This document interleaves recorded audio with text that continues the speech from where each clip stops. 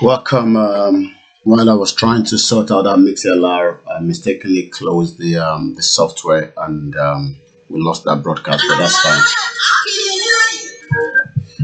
We open the phone line and then we can start taking calls, and then we take calls and we go back into the broadcast. We have a first caller all the way from location 9. Ekaro, Ekabo Surieto.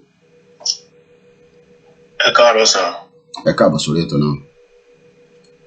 Orúkọ mi ni Pastor Anu. Ekabo, sir, Pastor. Yes, sir. Yeah. Ẹjọ́ ọ̀rọ̀ mi ní pé nípa October strategy. Then. Mo gbọ́ ọkùnrin kan tí a pè ní Awíkókó Kọlọ́rọ̀ gbọ́ tó sọ̀rọ̀ pé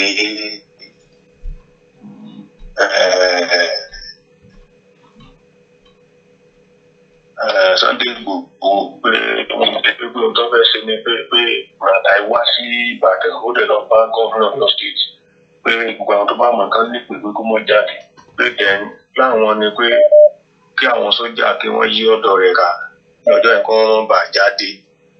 So máa wò pé mo mọ̀ pé Awíkókó iná sọ pé òun lọ sọ́dọ̀ rẹ̀ gbé ní kí tó ń jáde òun wá pè padà pé létà ló wá pè òun padà pé wọ́n á fún un níwèé. Òun wò pé bóun ní kíní ẹ̀sìn wa máa òdì pẹ̀lú ọ̀rọ̀ yìí. Tí bẹ̀rẹ̀ tẹ́fẹ́ bẹ̀rẹ̀ ní àbí?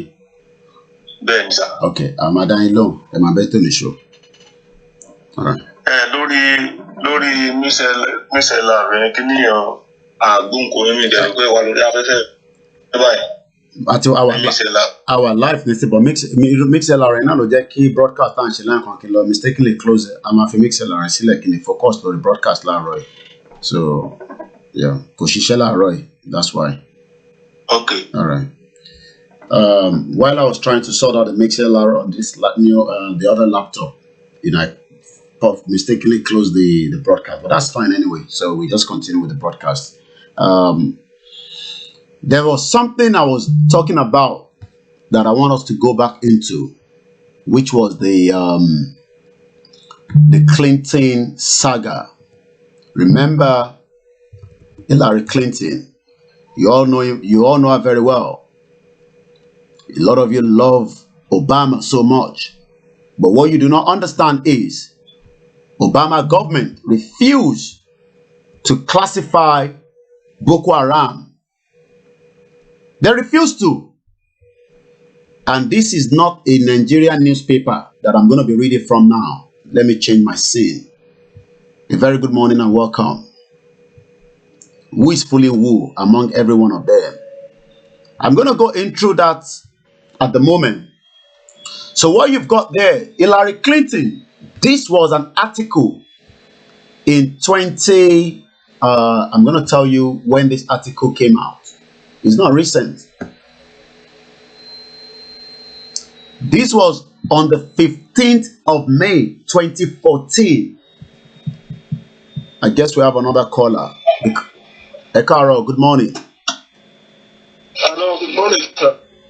Welcome to the show. Hello, We can hear you loud and clear. can you hear me? I can hear you. Go ahead, please. Yeah, I'm Kingsley Urgent. I'm a Biafran. I'm calling you from Russia Federation. So I come after you to saw your program, your live program. So I'm very happy for what is going on. You know, so I'm very, very happy that some of you have understand because many of you have not understand what you people are fighting for. You know, there is no structure for us in that contraction called Nigeria. There is nothing like Nigeria. It is you and I that is promoting Nigeria. You understand? So there is nothing like Nigeria. So I'm very happy for what you guys are doing. You guys should keep on doing it no matter the obstacles and the people around you and the people that are accusing you, insulting you. My brother, don't give up. If Nnamdi Kanu give up, IPOB wouldn't have go to the land that it is right now. So this is a very good right step to take, you know. So keep on doing what you are doing and more especially take it to the grassroots, to the primary school, so that they will understand whom they are. Once they understand who they are, Fulani herdsmen can never go to any community or any village in your place to intimidate anybody. Thank you very much. Thank you. I remain blessed. That's a caller from Russia. Let's go back to this article. Again, this was in 2014, and the headline then was Hillary Clinton State Department refused to classify Boko Haram as a terror group even after it threatened to murder the US ambassador to Nigeria. Boko Haram vowed in February 2012 to assassinate Ambassador Terence McCauley if the US helped Nigeria with a terror fighting effort. We know his house, we know his vehicle and the time he leaves his house and the time he returns, the group says in a communique to media. The warning was similar to Ansar Sharia plague to kill US officials in Benghazi, Libya, 3 months before the deadly 2012 terror attack there. Despite clear threat, Hillary Clinton's State Department fought effort to officially designate the mass murdering Nigeria as a terrorist group. A former State Department official said, naming a new terror group sent the wrong message about Al-Qaeda and its allies as Barack Obama ran for re-election. Did you hear that? Barack Obama was more worried that if you put Nigeria Boko Haram then under a terrorist group, it will not help him for re-election. So most of you that say Obama, I just laugh because you don't know what you're talking about. Boko Haram, and that was in 2014. Now, let us now take you back to this scene. Where's that my other scene? Now, let us look at that scene. Can you see now? They refused then in 2014 to classify them under a terrorist group. But now, Nigeria end up become number 3. So that means Obama government knew that Boko Haram was a terrorist group, but he was not interested to classify them. So how then did we find ourselves on number 3 underneath Afghanistan and Iraq? That is ìbéèrè tí mò ń bi yín nìyẹn. So for everywhere you go around the world, you are automatically classified as a terrorized country. That is 2015. The Obama government refused to classify them. Boko Haram, the African Islamist terrorist group, whose April kidnapping of nearly 300 young girls has united the civilized world in anger, promised to assassinate a US ambassador to Nigeria in February 2012, vowing to murder him if America signed a terrorism fighting memorandum of understanding with the government in Abuja. The American ambassador, now the US ambassador to Ivory Coast, was not harmed but the threat coming amid a year-long bombing campaign that have killed more than 1,400 Nigerians. That was then in 2014. Do you know how many Nigerians have died for the negligence? Do you know how many Yoruba people have died? How many Igbo? How many Hausas for the negligence of these Fulani people that wants to take your land? My question now is, why did the Obama government refuse, as at that time, to put them under that terrorist group? Ekaro. Asheo. Àmín Jésù. Àmín Jésù.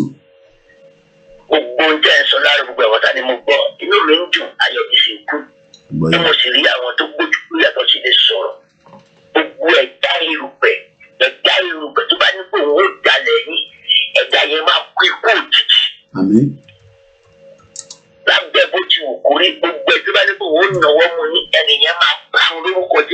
Àmín Jésù. Àmín. Àmín Jésù. Ṣẹ́gun bàbá wa. Àmín Jésù. Last week. Ẹ ṣẹ́gun ni. Ẹ ṣẹ́gun ni. Ẹ ṣẹ́gun ni. So, àkọ́dá lórí ọ̀rọ̀ náà sọ tiẹ̀. Bẹ́ẹ̀ni. Pẹ̀lú oríṣiríṣi àdúrà wa dẹ̀ ni. Bẹ́ẹ̀ni. Ọlọ́kú gba gbogbo ọkọ̀. Bẹ́ẹ̀ni. Kí tó gbà tọ́lọ́kú gba bàbá yìí nílé ìbàdí sí. Òun ni problem tó wà mẹ́ àti ilé ìdàtọ́ lọ fún. So, ẹ jẹ́ mọ̀, ìgbà tí Tinubu ti kó àwọn èèyàn síta. Mo sọ níbi tí last year bí àti years ago náà. Mo ní pé Tinubu ti ti Nàìjíríà sí wàhálà. Ojú ẹ̀ ti wá dábẹ́ ní arọ̀ rí. So, wọ́n ti lọ gbọ́ àwọn ọ̀kan lọ́jọ́ kó ti sọ pé àwọn kì í àwọn fọwọ́ sí tí àwọn máa lè àwọn tí ò ní yẹ tí ò dẹ̀ ní yẹ ọmọ wọn. Wọ́n ti pẹ́ kí ni Sunday ní kí ló ní ṣùgbọ́n mo mọ̀ pé Sunday ní Ọlọ́run. Láìsí lọ́bẹ̀ náà. Sunday gbòòrò ó ní Ọlọ́run lè ní padà lẹ́yìn. Lábẹ́ bó ti wù kó rí. Ọlọ́run bàbá náà ní padà lẹ́yìn ẹ̀. Sọ Ọlọ́run yìí lọ́wọ́ sá. Ibi ò ní bá yín o. Àmín Jésù. Agbára Ọlọ́run. Àmín. Ṣùgbọ́n ẹni wá wo kíní kan ṣàjọ suggestion mi ni wípé. Ẹgbẹ́ránlẹ̀. Suggestion mi ta. Ẹgbẹ́ránlẹ̀. Because tó lọ́jọ́ wá nípa. Bẹ́ẹ̀ni. Ẹgbẹ́ bẹ́ẹ̀. Àgbọ́yé. Sunday ó quick. Ó sì ní sùúrù. Ẹgbẹ́ bẹ́ẹ̀. Àgbọ́yé. Ó ní sùúrù. Torí gbòtá ọlọ́tí wà ń bàdàn. Wọ́n dẹ̀ ní gómìnà Ọ̀yọ́ state ló dẹ̀ gbà lálejò. Bẹ́ẹ̀ni. So ó ti wà ń bàdàn ó dẹ̀ ti fi lẹ́tà ránṣẹ́ sí. Ẹ̀dá àbájáde lẹ́tà ní kó máa jáde náà ni kó stay away. Ẹ dẹ̀ mọ̀. So kò sí gẹ́gẹ́ bí ohun tí àkọ́dá sọ. Kò sí ohun tó níbẹ̀rẹ̀ tí ò lópin. Gbogbo ẹ̀rọ ti mọ̀ pé yẹ́sì dandan ní dágbà Odùduwà. Èmi gan ó dùn mí níta ó dùn mí seriously. Ṣùgbọ́n mo mọ̀ pé kò sí ọ̀rọ̀ lè gbà obìnrin jẹ̀dí ara ẹ̀. Ìgbẹ́ ẹ̀kan nínú wọn. Because nínú àdìjàgbara mo jẹ́ ẹ̀kan nínú wọn ní ìgbà kan rí. Olùkọ́lọ́ ń pè mí. Players are advised to always gamble responsibly when playing within your limits. Agbára Ọlọ́run àti gbogbo ògo. Àmín. Ẹ bá Sunday sọ̀rọ̀. Ẹ bá wọn sọ̀rọ̀. Ṣé gbọ́sà? Àgbọ́yé. Ọdún yẹn ká tẹ̀ bú lákòókò yìí a nílò rẹ̀. Àti mọ̀lá síwájú tó dé olóòótọ́ báyìí lọ́wọ́ táwa yìí. Ọ̀la mọ̀lá síwájú o kì í ṣe Gani Adams. Mọ̀lá síwájú ọ̀tún bá gbẹ̀rẹ̀ lọ́la máa tẹ̀lé lẹ́yìn ni. So ẹ bá mi bá wọn sọ̀rọ̀. Mo ti tẹ́sí sí àkọ́dá olóró ọ̀rọ̀ pé kó bá mi sẹ́ni nọ́mbà ẹ̀. Bí mi bá Sunday sọ̀rọ̀, bá jọ sọ̀rọ̀. Sọ̀rọ̀ adé ọ̀yìn lọ́wọ́ sá. Àmín. Ẹ ṣé gan bàbá wa. Àmín. Ẹ ṣé gan. Let's look at it now. We're talking about the insecurity. Let me say something. I understand. Gbogbo àwọn tó ń sọ pé kí bàbá wa Sunday Igboho kó ṣe sùúrù. Look, kò ń ṣe bàbá wa Chief Sunday Igboho nìkan ni ó fi jà o. Kò ní ṣe òun nìkan ló fẹ́ jáde o. Kò ń ṣe Ìbàdàn nìkan láti fẹ́ hold rally o. Àfikọ́ ya pa gbogbo ọmọ Yorùbá. The rally holds in all the southwest of state. Every part of the state in southwest ló ti máa hold rally. let's go back to what he said. The former COS Akiriade. Famine, imminent in Nigeria. We got another caller. Let's go straight to that caller and then I'll come back to this as well. Yeah, my brother, lórí ọ̀rọ̀ tí kọ́lá ẹ̀ sọ sí I'm very sorry like but kí bàbá yẹn kọ́lọ́ máa gbàdúrà fún wa wọ́n náà náà ti jàjàgbara rí kọ́ máa gbàdúrà kò sí nǹkan tó máa ṣe Chief Sunday Igboho lágbára náà àwa náà ń gbàdúrà fún wọn gbogbo àdéhùn ọlọ́run ní pásítọ̀ kọ́ bá táìtù ní pásítọ̀ gbogbo wa lámọ̀ bá ṣe máa ń pọ̀ lọ́run wa ní kọ̀rọ̀ àwa náà máa gbàdúrà fún wọn a lè máa take action tẹ̀lé àdúrà táwa ní ìlàtọ̀ inú tiwọn kọ́ máa gba nọ́mbà bàbá Sunday Igboho kankan kọ́ máa gbàdúrà fún wọn kọ́ dẹ̀ máa gbàdúrà fún gbogbo àwọn tábẹ́ jáde that is what we need no going back so kọ́ gbàgbé gbogbo kọ́ káwọn politician kọ́ máa lọ máa rán pásítọ̀ kan wá sórí platform yìí fine wọ́n sọ pé àwọn kọ́ mú opinion àwọn wá ní òkú everybody has the right to their opinion. bẹ́ẹ̀ ni I know but kọ́kọ́ mo kàn tètè fẹ́ pé wọlé kọ́kọ́ gbọ́ pé nǹkan táwa nílò látọ̀dọ̀ wọn táwọn ọba lè jáde mọ́ kọ́ gba àwẹ̀ kó lè lọ láwẹ̀ ọjọ́ méje wọ́n lè lọ white fasting ọjọ́ méje 21 days. We are coming out. It doesn't make any difference. We're coming out. There will be a peaceful rally on the 1st of October. Àwẹ̀ náà lè ṣe nǹkan pé kò lè ṣe kò lè ṣe àwọn yẹn ló máa ti àwọn èèyàn lẹ́yìn àti wọn lẹ́yìn àfúnni ìgboyà àwọn ogun ọ̀nà náà máa sọ̀kalẹ̀ wọ́n darapọ̀ mọ́ ìjà yẹn bó ṣe ń jà nìyẹn kọ́fì yẹn lẹ̀ ẹ ṣe gan thank you my brother. People think that it is one state that wants to hold a rally. The rally is held in every look. If they can hold rally during their own political rally.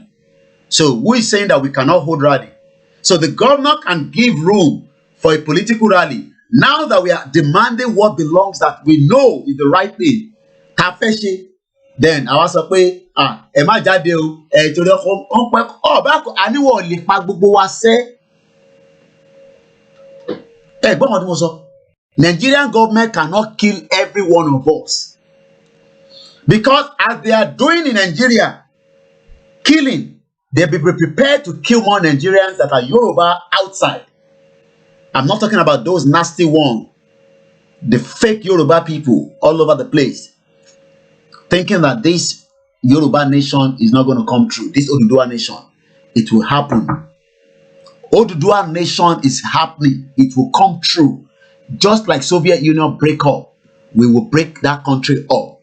Right inside your head, and this is for you in your Mali Yoruba.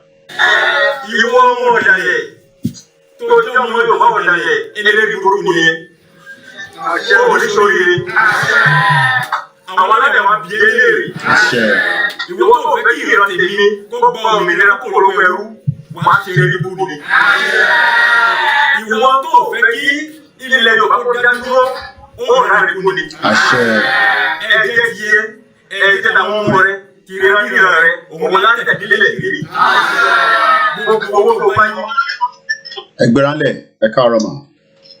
Ẹ káàárọ̀ o. Àkóso àwọn ọmọ mi ń kọ́ o ṣé wọ́n ṣe dáadáa. Olúwa bá pẹ̀lú wọn o. Ohun tẹ́mi fẹ́ sọ ní àárọ̀ yìí ni pé ìmọ̀ ọjọ́ tí Yorùbá tá a fẹ́ kọ́ńkà fíà. Ìmọ̀ ọjọ́ tá a fẹ́ kọ́ńkà fíà. Nígbà wo ni mọ́kùwà ò wá ní kú? Bàbá là ń sàpò ògùn tó gún bá wá ká wa mọ́lé ṣẹ́gun náà kọ́ ni. Ó yà mí lẹ́nu. Táwọn kan sọ wípé kí wọ́n mọ̀ jáde o, Sunday Igboho wọ́n mọ̀ jáde o, kí wọ́n kan mọ̀ ṣe o. Ṣé bẹ́ẹ̀ náà ni gbogbo wa ṣe lè rọ́nà sá kúrò lé ni? Ṣé báwo náà ni gbogbo wa ṣe fẹ́ mọ̀ rọ́wọ́ mú lọ ẹnu ni? Ṣé àwọn tí ń tẹ̀ wọ́n ń dá wàhálà yìí lẹ̀ gan? Ṣé wọ́n wá kúkú pọ̀ tó àwa tí yà? Ó yà mí lẹ́nu yẹn mo tẹ̀ fi understand. Mélòó gan ni wọ́n? How many are these Fulanis? How many of them? Contracting wa tó tó yìí. Mélòó gan ni wọ́n? Àmàtiwárógo báyìí. Ẹ wo gbogbo ìgbà tí n bá sì rántí ọ̀rọ̀ tí Babangida sọ, inú mi sì máa ń bàjẹ́ pé tóun bá gbúrò ìró ogun tóun wá bọ́ síta tóun wá rí wípé Yorùbá ni òun ó padà lọ sùn ọ̀rọ̀ yóò dé tọ́ọ̀tì àwọn èèyàn Ọlọ́run eléyìí ti ṣẹ̀ṣẹ̀ mo gbàgbé pé Ọlọ́run pilẹ̀ ti bá wa ní ọwọ́ sí nítorí pé a ti ń forí tì yóò dáa yóò dáa. láti how many years. tí wọ́n fi mú Nigeria passport lọ́wọ́ inú mi máa ń bàjẹ́ ni because gbàrà tí wọ́n bá fojú sọ yín pẹ̀lú Nigeria passport ẹ ti di criminal ni automatic criminal ni. everywhere every angle ni. No respect. níbi báyìí gbogbo ìgbà mo máa ń jà tẹ́ bá lọ sí magazine tẹ́ lọ ra nǹkan tí wọn ò bá yẹ gbogbo ẹrù tàwọn white tó wà wájú yín wò wọ́n máa ya ti yín wò mo máa ń accuse wọn ni wípé ẹni tó wà wájú mi kí ló dé tó yẹ tiẹ̀ wò tó fi jẹ́ ti tèmi ló ń yẹ̀ wò. ọmọ ni. ọ̀pọ̀lọpọ̀ nǹkan tí ń yí wa lára ní bíbá yìí ṣé bá ṣe wá continue. bí àwọn bàbá wa ṣe kú sínú rẹ̀ ní tẹ́lẹ̀ làwa náà ṣe ká kú sínú ẹ̀ ni. ẹni kan máa sọ̀rọ̀. a kù sílẹ̀ fáwọn ọmọ àwọn ọmọ náà tún wá bẹ̀rẹ̀ sí mọ́ struggle. àṣẹ kúkú ṣe once and for all we finish this once and for all. wọ́n lè amẹ́nì gan ni wọ́n amẹ́nì àdẹ mélòó gan ni wọ́n ọ lè pa gbogbo wa tán ni ọ lè pa gbogbo wa tán ni. mélòó gbogbo wọn àwọn kan sọ jágọ̀ǹtì kí Sunday Igboho má bọ́ta kó má bọ́ta kí wọ́n lọ síbẹ̀. ẹni kí Sunday Igboho má jáde àmọ́ àwọn Fúlàní fẹ́ jáde àwọn fẹ́ pa wá tẹ́ bá lọ ẹni tó bá jáde nísìn tó travel lórí highway Nàìjíríà nísìn there's tendency for wọn máa kidnap yín. wọ́n ti kógun wọlé wá bá wa náà ṣé adẹ́fọwọ́ lẹ́rán wọn á kúkú wá ìpè ìwé tí ẹbí wọn fẹ́ pààyàn ni kí wọ́n kúkú wá mọ́ pa wá lọ gbogbo èèyàn tí wọ́n lè dá pa. Ọlọ́run máa pa lọ́wọ́ o. wọ́n máa ní MC Olúọmọ mélòó gan lọ́mọ ọ̀tá tẹ́ MC Olúọmọ gan ní mélòó gan lọ́mọ ọ̀tá tó ní. a ti bẹ̀rù jù. wọ́n sì máa sọ wípé Ọlọ́run ní òun ò fún wa ní ẹ̀mí ẹ̀rù kí ló dé tá à ń bẹ̀rù. ti ṣojojú. Pèsè ní kú gbogbo èèyàn ní òkú tó bá ti ṣẹlẹ̀ ẹni tí ó kú òkú ẹni tí ó sì kú òkú. bó ṣe rí nìyẹn. ṣùgbọ́n orúkọ àwọn tí wọ́n bá sì kú náà kò ní parẹ́ wọ́n jà fún orílẹ̀-èdè Yorùbá. ọlọ́wọ́ àwọn tó jà fún ìlú yìí wọ́n bọ wọ́n dọ̀la ni ẹ lọ́wọ́ gbogbo àwọn tó jà fún ìlú yìí ẹ lọ́wọ́ gbogbo àwọn tó jà fún ìlú yìí. kí ni ìṣòro tí wọ́n náà. ẹ má jáde o ọmọ kámi bọ́ta ìgbà náà tí kámi bọ́ta tẹ́lẹ̀ ojoojúmọ́ kọ́ la ní wà níta. orí àwa tá a wà ní bíbá yìí ló dálé lórí. so ẹ fẹ́ káwa máa send owó sí ní gbogbo ìgbà. téèyàn fẹ́ kú. ìyá àgbàlagbà sì lọ síbi iṣẹ́ mixlr is not working so let's leave the mixlr please I can't get through to you this morning something is not right. ẹ ṣe sà ẹ ṣe gan ni Olúwa ràn wá lọ́wọ́. àmì Jésù. ẹni tó bá mọ̀ pé òun ò lè tẹ̀lé wọn jáde ẹ wà lórí àdúrà pẹ̀lú wọn ẹ má dẹ́rùbà àwọn tó fẹ́ jáde ẹ má dẹ́rùbà anybody tó fẹ́ jáde mélòó gan làwọn ọmọ ọ̀tá táwọn gan ní. Look anyway let me not say too much. We are dying every day. Do you know that the hospital is not working right now in Nigeria because of the strike and you say you are not dead. So mọ̀ pé tó bá l'accident ní expressway Lagos Ibadan you are dead already ìyẹn ló ṣe wá ń sọ pé òun bẹ̀rù. gbéralẹ̀. ṣe ti rí ọ̀rọ̀ bàbá Sunday Igboho torí ẹ̀gọ́ ni mo fẹ́ ṣe láàárọ̀ to have a verse for ìjẹ́rìí ṣe wà yẹn bàbá Sunday Igboho fara wọn rìn fún ọ ni wọn ò dẹ̀ lè rí torí pé tó bá wò ṣẹ́jú àkànní ó máa pẹ́ létí omi gidi gan so àdúrà mi fún wọn because I have a sound for it that was why I kept on calling lẹ́ẹ̀kan but mo rí pé ẹ ṣì busy which was only that Psalm 19 fún program èní then fún àwẹ̀ yìí náà ó ní àwọn ọ̀run sọ̀rọ̀ ògo Ọlọ́run àti òfurufú fi iṣẹ́ ọwọ́ rẹ̀ hàn ọjọ́ dé ọjọ́ fọhùn àti òru dé òru fi ìmọ̀ hàn kò sí ohun kan tàbí èdè kan tí a kò ti gbọ́ ìró wọn la gbogbo ayé jà àti ọ̀rọ̀ wọn dé òpin ayé nínú wọn ni ó gbé pàgọ́ fún ọ̀run tí ó dàbí ọkọ ìyàwó tí ó jáde tí ìyẹ̀wù rẹ̀ tí ó sì yọ débi ọkùnrin alágbára láti súre ìje ìjáde lọ rẹ̀ ní láti òpin ọ̀run wá àti àyíká rẹ̀ sì dé ìpínlẹ̀ rẹ̀. Kò sì sí ohun tí ó fi ara pamọ́ kúrò nínú òru rẹ̀. Òfin Olúwa pé ó yí ọkàn padà. Ẹ̀rí Olúwa dáni lójú, ó sọ òpè di ọlọ́gbọ́n. Ìlànà Olúwa tán, ó mú ọkàn yọ̀. Àṣẹ Olúwa ni mímọ́, ó ń ṣe ìmọ́lẹ̀ ojú. Ẹ̀rù Olúwa mọ́ pípẹ́ ní títí láé. Òtítọ́ ni ìdájọ́ Olúwa àti òdodo pàtàkì. Wọ́n ju wúrà dáradára púpọ̀, wọ́n sì dùn ju oyin lọ àti rírú afárá oyin. Pẹ̀lúpẹ̀lú nípa wọn ni a sì ti ṣí ìránṣẹ́ rẹ̀ létí, àti ní pípamọ́ wọn èrè púpọ̀ ń bẹ. Ta ni ó lè mọ ìṣìnà rẹ̀? Wẹ̀ mọ́ kúrò nínú ìṣiṣẹ́ ìkọ̀kọ̀ wa. Fa ìránṣẹ́ rẹ̀ sẹ́yìn kúrò nínú ẹ̀ṣẹ̀ ìbúrú. Má ṣe jẹ́ kí wọn kí ó jọba ní orí wa. Nígbà náà ni àwa ó dúró ṣinṣin, àwa ó sì ṣe aláìjẹ̀bi kúrò nínú ẹ̀ṣẹ̀ ńlá wa. Jẹ́ kí ọ̀rọ̀ ẹnu wa àti àṣàrò ọkàn wa kí ó ṣe ìtẹ́wọ́gbà ní ojú rẹ Olúwa, agbára wa àti olùdáǹdè wa. Kí Olúwa kí ó gbóhùn wa ní ọjọ́ ìpọ́njú. Orúkọ Ọlọ́run Jákọ́bù kí ó dáàbò bò wá. Kí ó rán ìrànlọ́wọ́ sí wa láti ibi mímọ́, kó sì tì wá lẹ́yìn láti Síónì wá. Kí ó rántí ọbọ rẹ wa gbogbo, kí ó sì gbọ́ ohùn ẹ̀bẹ̀ wa gbogbo. Kí ó fi fún wa gẹ́gẹ́ bí tinú wa. Kí ó sì mú gbogbo ìmọ̀ rere wa ṣẹ. Àwa ó máa kọrin ayọ̀ ìgbàlà rẹ̀, àti ní orúkọ Olúwa ni àwa ó fi ọ̀págun wa dé ilẹ̀. Kí Olúwa kí ó mú gbogbo ìbéèrè wa ṣẹ lónìí. Nígbà yìí ni àwa ó tó mọ̀ pé Olúwa gba ẹni àmì òróró rẹ̀ là. Yóò gbà wá là láti ọ̀run wá mímọ́ rẹ̀ wá nípa agbára ìgbàláwọ́ ọ̀tún rẹ̀. Àwọn ẹlòmíràn, àwọn Fúlàní, wọ́n gbẹ́kẹ̀lé kẹ̀kẹ́ ogun àti ìgbọ̀n àti ọkọ́ àti àdá, àwọn sì gbẹ́kẹ̀lé ẹṣin. Ṣùgbọ́n àwa ó rántí orúkọ Olúwa Ọlọ́run wa. Wọ́n wólẹ̀, wọ́n sì ṣubú. Ṣùgbọ́n àwa máa dìde, àwa ọmọ ilẹ̀ Odùduwà, ọmọ akọ ilẹ̀ Odùduwà. Àwa ó dìde, àwa ó sì dúró ṣinṣin. Gbani Olúwa kí ọba kí ó gbọ́ nígbà tí àwa bá ń kígbe pé. Ọ̀rọ̀ agbára tó jáde lówùúrọ̀ yìí kó lọ káàkiri gbogbo ilẹ̀ Odùduwà. Ó ṣe okun, ó ṣe ìmọ́lẹ̀, ó ṣe ìlànà fún ìrìn àjò òmìnira tí à ń rìn lọ́wọ́lọ́wọ́ yìí. Wọ́n wá fi Sunday Igboho lé ìwọ Ọlọ́run tó ní ayé àti ọ̀run lọ́wọ́. Torí pé agbára tó wà ní ayé àti ọ̀run ọwọ́ ìwọ Ọlọ́run ló wà. Wọ́n ní bí Sunday Igboho bó ṣe wà, mo ní àwọn ogun ọ̀run tó pọ̀ nípa àti agbára nílà oòrùn, níwọ̀ oòrùn, láríwá, ní gúúsù, mo ní kó sọ̀kalẹ̀. Níwájú mo ní kó máa rọ̀gbà yíká, gbogbo bí tó bá ń dé, mo ní kó máa rọ̀gbà yíká. Apá ayé apá ọ̀tá ò ní ká. Apá ayé apá ọ̀tá kìkà bó tilẹ̀ wọ́n pọ̀ tó kí wọ́n gbọ́ 1 million wọn ò ní rí gbèsè. Agbára Ọlọ́run á túbọ̀ máa ro ní agbára. Torí pé tí Olúwa ní ilẹ̀ àti ẹ̀kún rẹ̀, ayé àti ohun gbogbo tí ó tẹ̀dó sílẹ̀, torí tó fi ilẹ̀ sọ̀rọ̀ lórí pẹ̀lú ó sì gbé kalẹ̀ lórí àwọn iṣan omi. Ta ni yóò gorí òkè lórí rẹ̀, tàbí ta ni yóò dúró níbi mọ́ rẹ̀? Ẹni tí ó ní ọwọ́ nínú àti àyà funfun, ẹni tí kò gbé ọkàn rẹ̀ sókè sí àwọn tí kò sì búra ẹ̀tàn, òun ni yóò rí bùkún bá lọ́wọ́ Olúwa àti òdodo lọ́wọ́ Ọlọ́run ìgbàlà rẹ̀. Èyí ni ìran àwa tí í ṣe àfẹ́rí ìwọ Ọlọ́run, tí í ṣe àfẹ́rí ìwọ Ọlọ́run Jákọ́bù. A gbé orí yín sókè ẹ̀yin ẹnu ọ̀nà, kí a sì gbé yín sókè ẹ̀yin ilẹ̀kùn ayérayé. Ọba ògo yóò sì wọ ilẹ̀ Odùduwà wá. Ta ni ọba ògo yìí? Olúwa tí ó le, tí ó sì lágbára. Olúwa tó ní agbára ní ogun. Wọ́n ní ẹgbẹ́ orí yín sókè ẹ̀yin ẹnu ọ̀nà, àti kí a gbé yín sókè ẹ̀yin ilẹ̀kùn ayérayé. Ọba ògo kí ó wọnú ilẹ̀ Odùduwà yìí wá. Ta ni ọba ògo yìí? Olúwa àwọn ọmọ ogun, òun náà ni ọba ògo.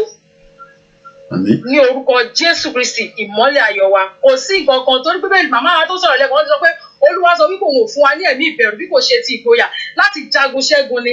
Àdẹ̀ ní balọ̀ gbogbo ẹ̀yin tẹ̀dẹ̀ wà lójúṣẹ́ náà. Agbára tí ẹ ò fi ní sọnù, tàbí ní wáyé tí ẹ fi ní jábọ́, tẹ̀ ní ṣíṣe ọ̀rọ̀ á gbé wọ̀nyí. Ẹ kú ètò sir, God bless you sir. Thank you. Adé máa sọ pé yẹn ọmọ kọ́ máa jáde. Ìgbà tẹ jáde tẹ́lẹ̀ ńkọ́? Are you not dead? For every time you go out, you are dead already anyway. Because nothing is literally working. The shit old country. Nothing is working. Every day is pain upon pain upon pain upon pain. Every day is pain. You go out, something will kill you anyway. So why not come out now so that we can end it? Why not come out?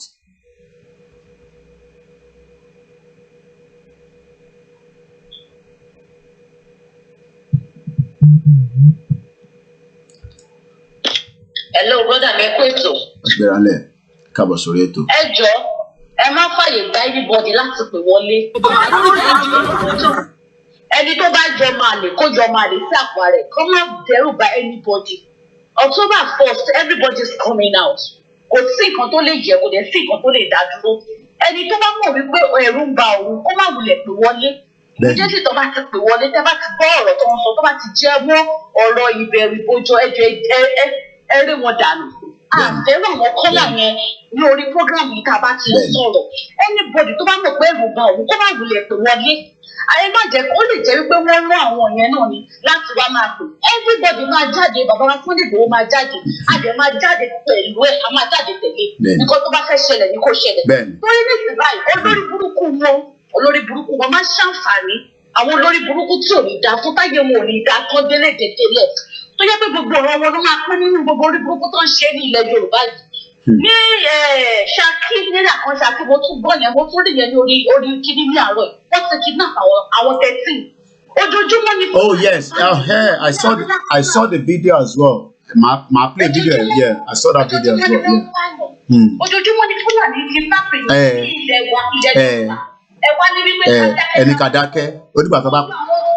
West government ayé gbogbo yóò dá arọ́mọdọ́mọ yìí dẹ̀ máa jẹ nínú ìtọ́sẹ̀ ṣe yìí àgbà tó bá lò fọ́ ọ̀kà ni wọ́n lọ́mọ máa jẹ nínú ẹ̀ arọ́mọdọ́mọ yìí máa jẹ nínú ìjà yìí ayé yìí gbogbo yóò dá ìbínú Ọlọ́run ti sọ̀kalẹ̀ sí yóò ẹ̀ẹ́dì lọ́ máa múra tí Ọlọ́run ti ṣe pàṣẹ wọn ti gbogbo rí wọ́n ń pààyàn lójoojúmọ́ wọ́n ń kó àwọn èèyàn lójoojúmọ́ wọ́n ti máa wà ní ilẹ̀ wa ilẹ̀ Yorùbá wa ẹ wá ní pé ká má jáde ká má ṣe rárá ìta fẹ́ ṣe ní October 4 ayẹyẹ àpàdé mínísítì yóò dá ẹ̀ tí ọ̀pọ̀ ẹ lọ jáde wa a máa jáde kò sí nǹkan tí bàbá ńlá fún yín lè ṣe àwa là ń sọ fún yípa máa jáde bẹ́ẹ̀ ṣe ní mínísítì yẹn tẹ́lẹ̀ ṣí èrè yẹn àmọ́jẹ́kọ̀ yẹn àwa gbọ́dọ̀ wá sí tó lẹ̀ ẹ jáde o wọ́n láwọn tẹ̀ máa pọ̀ ọmọ aláti pààyàn púpọ̀ ni bẹ́ẹ̀ ni.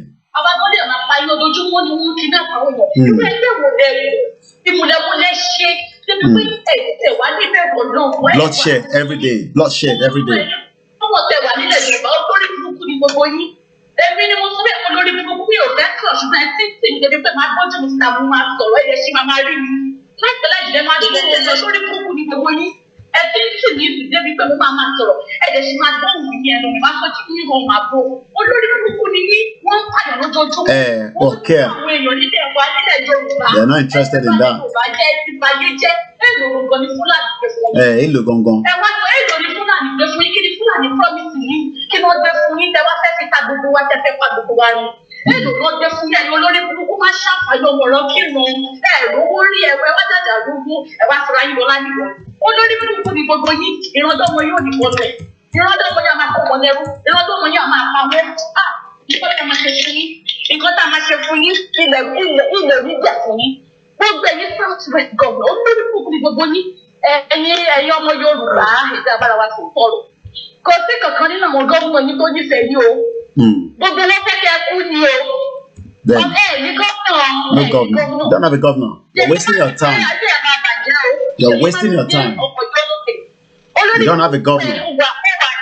ó wà nípò Fúlàní bí àwọn èèyàn nígbà tí olórí burúkú ẹ̀mí yẹn tẹ̀ kí lórúkọ ẹ̀ tó ń jẹ́ burantai wá bẹ̀ pé kò máa sọ̀rọ̀ wọ́n kọ́ àmì wá láti wá fún àwọn tí wọ́n gbẹ́gun tó ṣe kankan àwọn ọmọ Yorùbá wá títí sí yìí ayé yìí máa bàjẹ́ ṣe Mákindé ṣe bẹ́ẹ̀ lọ́mọ ṣùgbọ́n láyà wọ́n gan máa fojú sunkún ọmọ ni ó máa fojú sunkún aya ni o olórí burúkú ní àwọn nǹkan tá a ṣe fún yín kí la ṣe fún yín náà kí ni ìrọ̀wá ṣe fún yín ẹ ti wá mú ní ayé ẹ sọ di rádaràda ẹ sọ yíjà wá ìgbẹ́ ìtẹ̀bẹ̀rẹ̀ ọjọ́ àti ìsìn ẹ̀bẹ̀rẹ̀ adéga ṣẹ̀dá kí lẹ jẹ nú kí lẹ jẹ ìmúlẹ̀múlẹ̀bọ̀ tó wájú wípé ẹ̀sẹ̀ ni human feeling ní human feeling ìmúlẹ̀múlẹ̀bọ̀ kí lẹ lọ tẹ́lápọ̀ kí lẹ gbà lọ́wọ́ Fúlàní kí ló dé kí lẹ gbà lọ́wọ́ Fúlàní tẹ́lù wà ń ba gbogbo yín tẹ́lẹ̀ dúró kẹjà fúnlẹ̀ yín ayé yín máa bàjẹ́ ṣọpọnà ló máa pa yóò gún máa pa yín gbogbo ìjọba yín bẹ̀rẹ̀ Ọlọ́run àti ṣe nípa ẹ̀yin olórí burúkú máa ṣàǹfààní odò oníjẹkújẹ ní àgbà òfò àgbà òṣì àgbàlagbàlàdá ẹ̀yin olórí burúkú tẹ́ ẹ bá lẹ wá jẹ́ àwọn òwà nígbà fún yín èyí tó adákẹ́ ti kó àní dákẹ́ mọ́ ànígbà fún yín ẹ̀yin ọba yẹn jẹ́ ìgbà ànígbà fún yín o ànígbà àwọn òbí jẹ́kẹ́ parun wa ẹ̀yin ọmọ Yorùbá ẹ̀jìdé o Yorùbá ìrònú ẹ̀jìdé lẹ́ni tó máa gbèmí níjà o ẹ̀mí gọ́fúnà o èsì security o èsì kí ojoojúmọ́ náà ń pààyàn o ojoojúmọ́ ni Fúlàní gbé àwọn èèyàn ojoojúmọ́ náà ń pààyàn ẹ̀jìdé kò sẹ́ni tó máa gbèjà yín o gbogbo àwọn ọlọ́pàá tẹ ní gbogbo àmì tẹ ní Fúlàní ni gbogbo wọn o Fúlàní náà ń bá ṣiṣẹ́ o Fúlàní náà ń bá ṣiṣẹ́ gbogbo àwọn ọlọ́pàá yín gbogbo àwọn DSS yín gbogbo àwọn àmì yín they are not working for you they are not for you. They have dispatched them to come and kill you. Nigeria government, they are terrorists. Terrorists know they are killers. They are destiny destroyers. Nigeria government killers ni wọ́n o ẹ tètè dìde ẹ̀ ní government lẹ́ni tó máa dèmí níjà fúlàní àmọ̀tán tí fúlàní dé fáwọn gómìnà yìí wọ́n bá ti sọ wípé kọ́ má jẹ́ kẹ́ mọ̀tán tó ń lọ wọ́n ń pààyàn lójoojúmọ́ ṣùgbọ́n láyé October 4th ta fẹ́ ṣe torí ẹ̀ wọ́n deploy àmì kọ́ má jẹ́ ká rí ṣe àwọn aláyé ìbàdàn ẹni bá ní kò ní síwájú òun máa ṣe ẹ̀yìn ẹ̀ ẹ̀mí yín báyìí la máa fi ṣàtẹ̀gùn wọlé òdua ẹ̀jẹ̀ àwọn onílẹ̀ á máa fi gbọ́ àwọn onílẹ̀ ni tí ò bá ṣíwájú máa ṣe ẹ̀yìn ní ilé ojú wa táwa ń sọ yìí ó ti di ṣíṣeṣe ẹni ọmọ Yorùbá ni wọn kàn ń rọ ẹ lọ dira yín ẹ má bẹ̀rù ẹ má ṣojú oko sẹ́ni bọ́dí tó lè halẹ̀ mọ́ yín halẹ̀ kò lè halẹ̀ mú wa rárá àti dákẹ́tọ́ nǹkan tẹ́ fẹ́ yẹn máa rí wàhálà tẹ́ fẹ́ yẹn a máa fún yín ṣe láyé ní bùbàjẹ́ yẹn a máa kókó polúkúmu ṣu gbogbo ẹ̀tọ́ kò sí nǹkan tẹ́ fẹ́ ṣe kẹ́ máa gbọ́ mi kò sí nǹkan tẹ́ fẹ́ ṣe tẹ́ bá lẹ ní bọ̀wá gbọ́ ní kẹlẹ́ lóògùn á ní ayé yín máa bàjẹ́ ẹjọ́ máa fẹ́ra wa lé mọ́ ni nígbà fún yín ajọ́ máa fẹ́ra wa lé mọ́ ni àwọn òjá kò ní ta wa àti àǹtorí àwọn ọmọ wa tó ń bọ̀ we are fighting for our generations to come ẹni olórí burúkú àgbáyé òṣì bẹ́ẹ̀ dẹ̀ ṣe wà yẹn ìyá tó máa jẹ ní àtàyè bẹ̀rẹ̀ tí wọ́n máa jẹ ìyá jẹ lọ àtàyè lẹ́ máa tún máa jẹ ìyá ẹ máa jẹ̀bi láyé ẹ̀ tún jẹ̀bi ní ọ̀rọ̀ ẹ jẹ̀bi láyé ẹ̀ jẹ̀bi ọ̀rọ̀ ilẹ̀ oníjẹ̀ fún yín o ilẹ̀ kò ní jẹ̀ fún yín gbogbo ẹ̀yin gọ́ńtùnà gbogbo ẹ̀ pẹ́sẹ̀ tẹ̀ ti jẹ lórílẹ̀‐èdè Nàìjíríà tẹ́ fún wa débi tá a dé lé yìí ìbínú Ọlọ́run gbogbo yín ó máa kọlù yín ni ẹ má rí ìbínú Ọlọ́run ó máa pa yín lùkúlùkù bá dé níjẹ̀ ṣọ̀kan ló máa pa yín àtẹ̀yìn àtàwọn ọmọ yín ẹ máa ronú ẹ máa pa orin ẹ máa pa orin kí ló dé ṣàwọn wáyé la wáyé ṣé wọn kì í dá wa sí ni ṣé wọn dáhùn sí ni wọn dá wa sí Nàìjíríà ní kí ló dé tẹ ẹ bá yẹ gba jẹ tó báyìí kí ló ṣẹlẹ̀ gbogbo kí ni Fúlàní gbé fún yín kí ni Fúlàní gbé fún yín kí ló gbé fún yín kí ni Fúlàní gbé fún yín tẹ fẹ́ pa gbogbo èèyàn kí ni Fúlàní gbé fún yín tẹ fẹ́ pa gbogbo èèyàn kí ló dé kí ló dojoojúmọ́ ni wọ́n kidnap àwọn èèyàn wa nílẹ̀-èdè Yorùbá nílẹ̀ Yorùbá ti wá ikọ̀ náà ẹ̀yin yóò balẹ̀ jẹ́ ní ẹ̀ ti balẹ̀ jẹ́ ṣé ká ní báwọn bàbá ńlá yín ṣe ṣé nìyẹn ṣé yìí máa wà láyé ṣé máa bímọ ṣe máa níyàwó ká ní báwọn bàbá ńlá yín ṣe ṣé nìyẹn ẹ̀yin ọ̀balẹ̀ jẹ́ ọmọ ọ̀rọ̀ kìlọ̀ ẹ̀yin ọmọ àlè ọmọ ọ̀rọ̀ kìlọ̀ ni ọmọ àlè ní ní àǹkọ́ nífẹ̀ẹ́ gbogbo yín ẹ máa gbọ́ mọ̀ ẹgbọ́ ṣége ọ̀rọ̀ tí ikú gbọ́ tí orí ẹ̀ tuta òlẹ̀fẹ̀ gbọ́ gbọ́dẹ̀ máa sọ fún yín ẹ̀yọ́ ọmọ òṣì ẹ̀yọ́ ọmọ ọ̀rọ̀ kìlọ̀ gbogbo yín àgbà òye ẹ̀yìn àgbà yàgbà ládàra dáadáa tí ò lè dalẹ̀ tí ò lè tọ́lé tí ò lè tòlú ẹ̀yọ́ lórí burúkú olè ọ̀fún afẹ́fì gbé mi tẹ̀kọ́nú tó yìí ẹ̀yọ́ ọmọ òṣì àwọn òbígbà fún yìí àwọn ọmọ Yorùbá ti wá Ṣèyí Mákindé tẹ̀sán ni Ṣèyí Mákindé nǹkan tó ṣẹlẹ̀ náà lọ́ọ́ fẹ́ olórí burúkú ẹ kò rí kankan ṣe sí olórí burúkú ẹ ò rí kankan ṣe sí ojoojúmọ́ máa ń pààyàn ní Ọ̀yọ́ state every blessed day they are kidnapping they are killing people yes you think nothing about it to get silent ìdúró ọdún máa gbọdọ tẹ wàá tó òní jí àwọn ọmọ ẹ máa ṣókú mẹ lójú ni àwọn ọmọ ẹ máa ṣókú mẹ lójú ni wàá tó òní jí gbogbo ẹni tó bá ní káwọn Yorùbá máa bọ̀ torí pé olórí burúkú yìí ti da owó torí ipò ẹ ti wá agbára kan agbára àbí torí ipò orí ibi tẹfẹ dé ẹ ti wá bá gbogbo ayé jẹ ẹ ti bá gbogbo rẹ jẹ orí kan tẹfẹ jẹ ibi tẹfẹ dé ipò tẹfẹ ní agbára tẹfẹ gbà ẹ ti wá gbà tó ipò ẹ wá sọ wípé ẹ̀yin kan wàhálà gbogbo yìí la máa we are coming for you we are coming for you we are coming for you kàkà kí kò má jẹ tètè gbogbo yìí lẹ máa lọ sí gbogbo yìí lẹ máa lọ sí we are coming for you ẹ̀yọ́ mọ̀ òfò ẹ̀yọ́ máa dáná ẹ̀yọ́ máa dára dá ẹ̀yọ́ máa lè àwọn máa bí ipa bẹ́ẹ̀ bá mistake we are born by mistake children we are coming for you we are coming for all of you. ẹ ṣe gan ni hello. Our Loreto. I'm on a live broadcast. After the broadcast. Yeah, after 12 p.m. I'll be out. All right.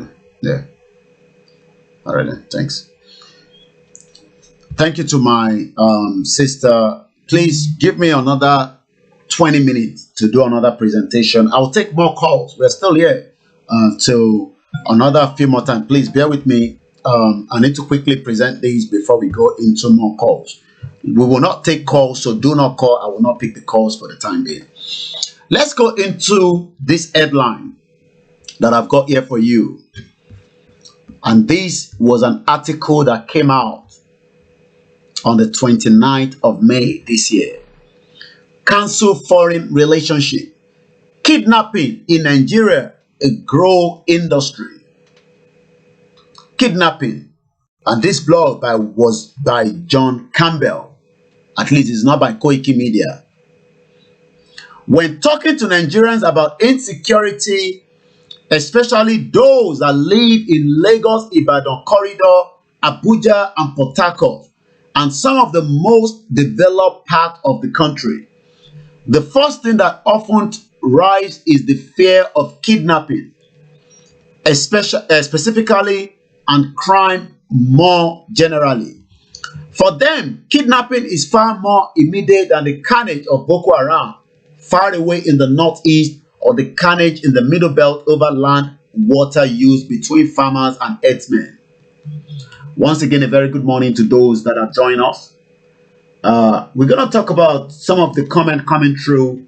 Sorry for those that listen to us on the MixLR. We're having a bit of difficulty, and I'll have to reveal that after the broadcast this morning. For them, kidnapping is far more immediate than the carnage of Boko Haram far away in the northeast, or the carnage in the middle belt over land and water use between farmers and the herdsmen. In the oil patch and Port Harcourt, kidnapping is often seen as a manifestation of the ongoing low-level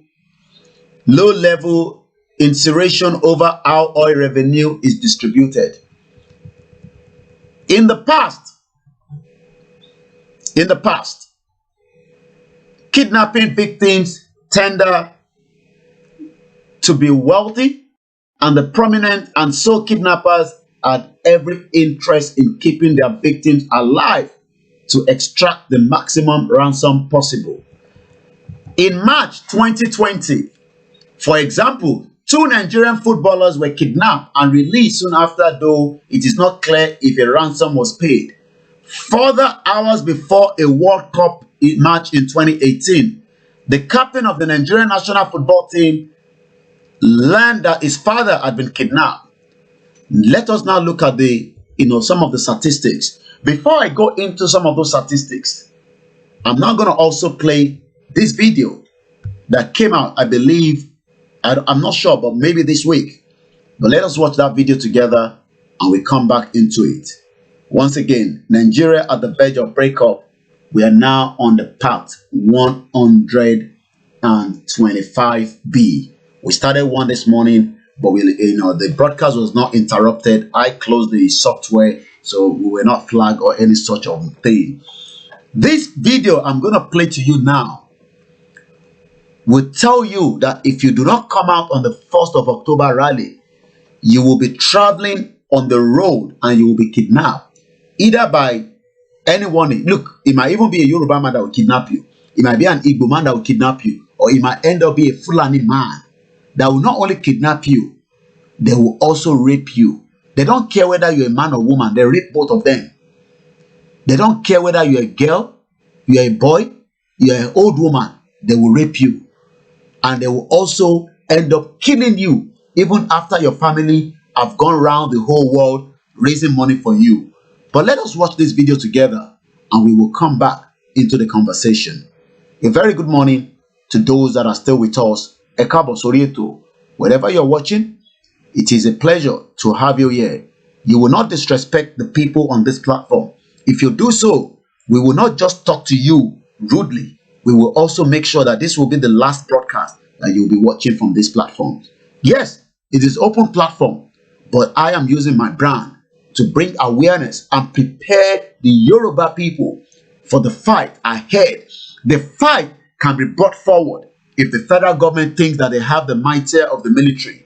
We will tell them that it has been done before around the world. Let them go and see what the IRA did to the British. You will understand what I'm talking about. So when people say we do not have the weapons, don't worry about that.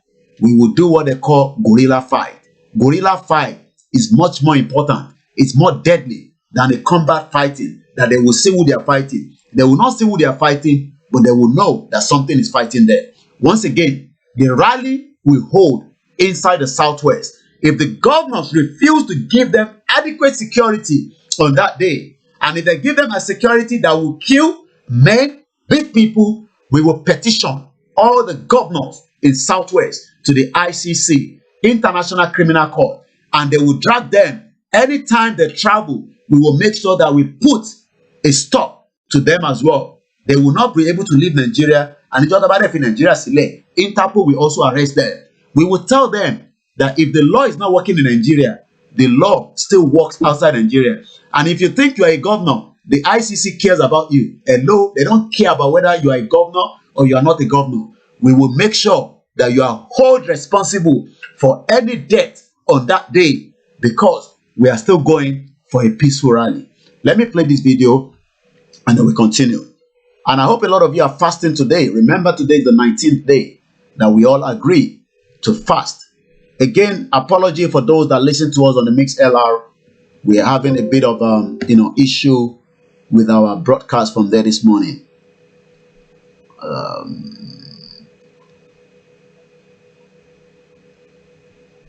Okay, I've got the video ready. After this video, I will complete what are the statistics of kidnapping in location 419 of today. Olagbara o, ní government o, ní ìjọba rárá. A lè ní kẹjẹ ká lọ fún Odùduwà nation down. Ìgbẹ́tì ni mo wà yìí ní Ọ̀yọ́ state. Ọ̀nà kidnap àwọn Fúlàní kidnap yẹn mẹ́tàlá èèyàn 13 láti jẹta. Wọ́n ti block ọ̀nà anybody orí fi kọjá lọ Ṣakí mọ́, anybody fi kọjá lọ anywhere mọ́. Níjọba ìjọba olórí burúkú ni wọ́n. Lórí ilẹ̀ wa náà ni àwọn èèyàn náà, àwọn náà wọ́n ń já ọmọ wa gbé. Àdẹ̀dákẹ́ síbi àwọn òwòrán.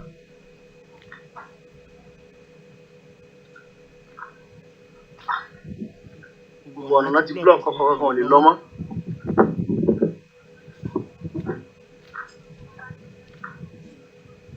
Wọ́n ṣe máa block ẹ̀ fún bí ọ̀sẹ̀ kan ní báyìí.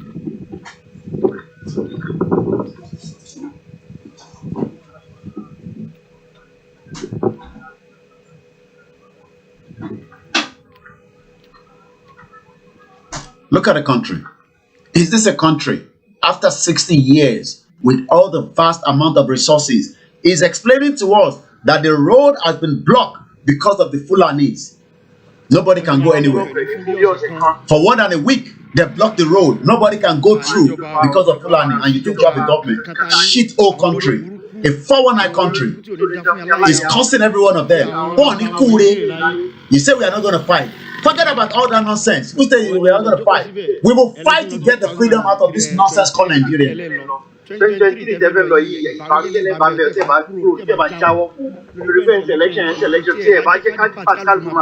just go. Kidnap 13 people. You will be the next victim. Continue to support that contraction you call one Nigeria.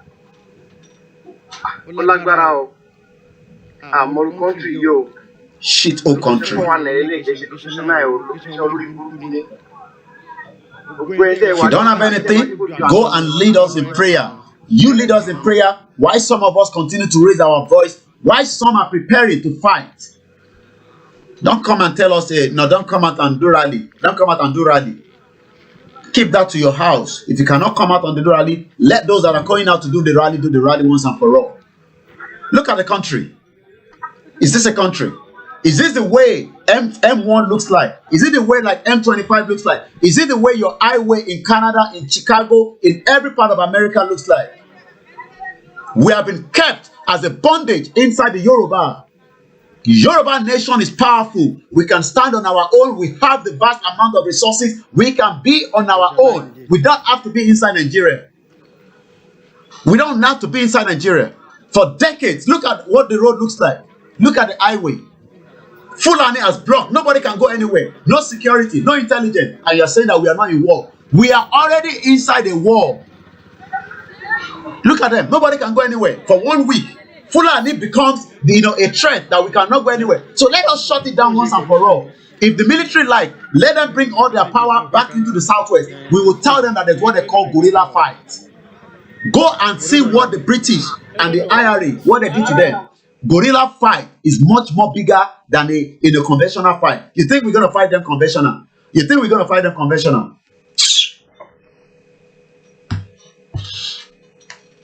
Once again, a very good morning and welcome to another broadcast. We will not stop and we will not be relented. And nobody can threaten us. Not even the superpower can threaten the Yoruba people. We are going, it's as simple as that. With them or without them. If they know that they are in support, let them start negotiating now and tell the Nigerian government that these people will create chaos. So let them go so that we can all have peace of mind around the world. If not, there will be guerrilla fights. Your life is already not, look at him. This video was generated this week. This is not last year. And already it indicates why we are number 3 under Iraq. Can you imagine? We are under number 3. So do I have to be in that country? No, I don't have to. And don't believe that United Nations will sort us out. We will sort ourselves out. When we get to a stage, UN will come and break it finally. If they like, let them not recognize us. People will say, oh, international community will not recognize it. Forget about all that nonsense. Russia does what it likes. It doesn't care whether United Nations agree to it. America does what it likes without the confirmation of the UN. When America wants to go and bomb, do they take permission from the UN? Forget about all that nonsense. The world can do their own. We are now asking them, let us go peacefully. They refuse. It will end up being a guerrilla fight. It's as simple as that. Forget it. I have said it on this broadcast and I'll continue to say it. The Fulani will not let you go. They will not let you go. So we are going to fight them to allow us to go so that the next generation do not come and be shouting like this, like somebody will say, oh, he has drank something in UK, is mad. Yes. UK that you are in right now, people fought for it. Fought for it. Every day up till now. And that is why when I show you that image, let me bring that image up. They are still calling their country a criminal people that are running it. Let me show you. Remember I showed you that image. I'll show you again. Right? All our potentials have been locked away because of this country called Nigeria. We have become slaves, running other countries around the world. Remember this picture, this image, right? If a white girl is still saying that their country, right? Can you see? Criminals run our country. So what should we call those running Nigeria? Don't come here and scare anybody and say, oh, we should. We are going to fight to come out of Nigeria. But we still want to go the peaceful way. By going out on the rally, we continue to raise awareness to the people at home. But if the federal government push us, we will push them back. It's as simple as that. That will cut the whole thing once and for all. And we know millions of things that I want to do. So if you think you're going to fight Sunday Igboho again on his own, you're joking. You better be prepared to also fight Olayomi Koiki. So Sunday Igboho, you're also going to fight me and you'll fight millions of us. We agree there are some nasty Yoruba people that still believe in one Nigeria. We will not wait for them. This is a moving train. The fight is already on. The Fulani are also inside Nigeria fighting us. You are telling us not to fight. Are you mad? Fulani are fighting us every day. You are telling us not to fight. Who are you deceiving?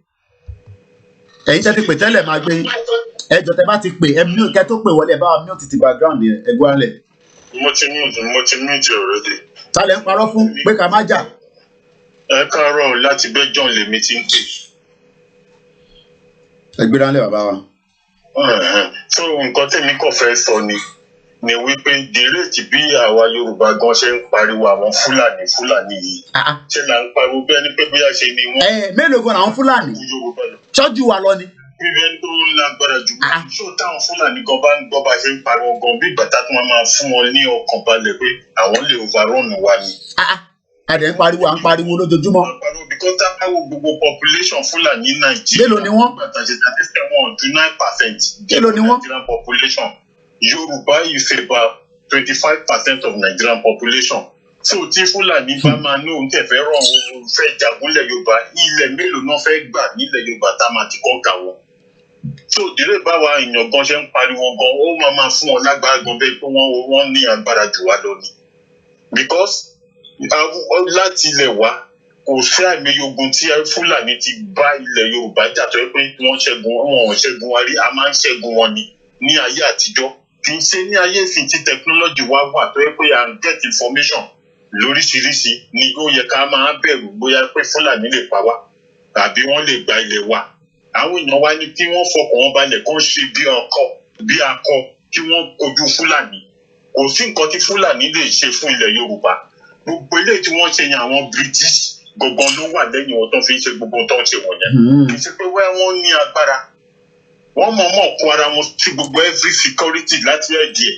Títí dàgbóyá tí wàhálà bá ṣẹlẹ̀ kán lè pa gbogbo ẹ̀. Àníyàn ò lè kò rán anything. Kí British máa support wọn dọ̀la tó bá di gorilla fight ló le jù. Bẹ́ẹ̀ni. Àwọn British tẹ dárúkọ yẹn gan. Kọ́lọ̀ wo tí IRA ṣe fún wọn, wọ́n fojú wọn ìmọ̀. IRA fojú wọn ìmọ̀. Èyí tẹ́ ẹ lọ sórí Google kẹ́ lọ wo fídíò. British padà bẹ̀bẹ̀ ni, wọ́n negotiate ni. Bẹ́ẹ̀ni, because gbogbo ìlú tí a ṣe ń gbọ́ táwọn èèyàn kàn pariwo Fúlàní àfi bí ìgbà táwọn sọ pé bí a ṣe náà pọ̀ jù wá làbọ̀ lágbára jù wá lọ.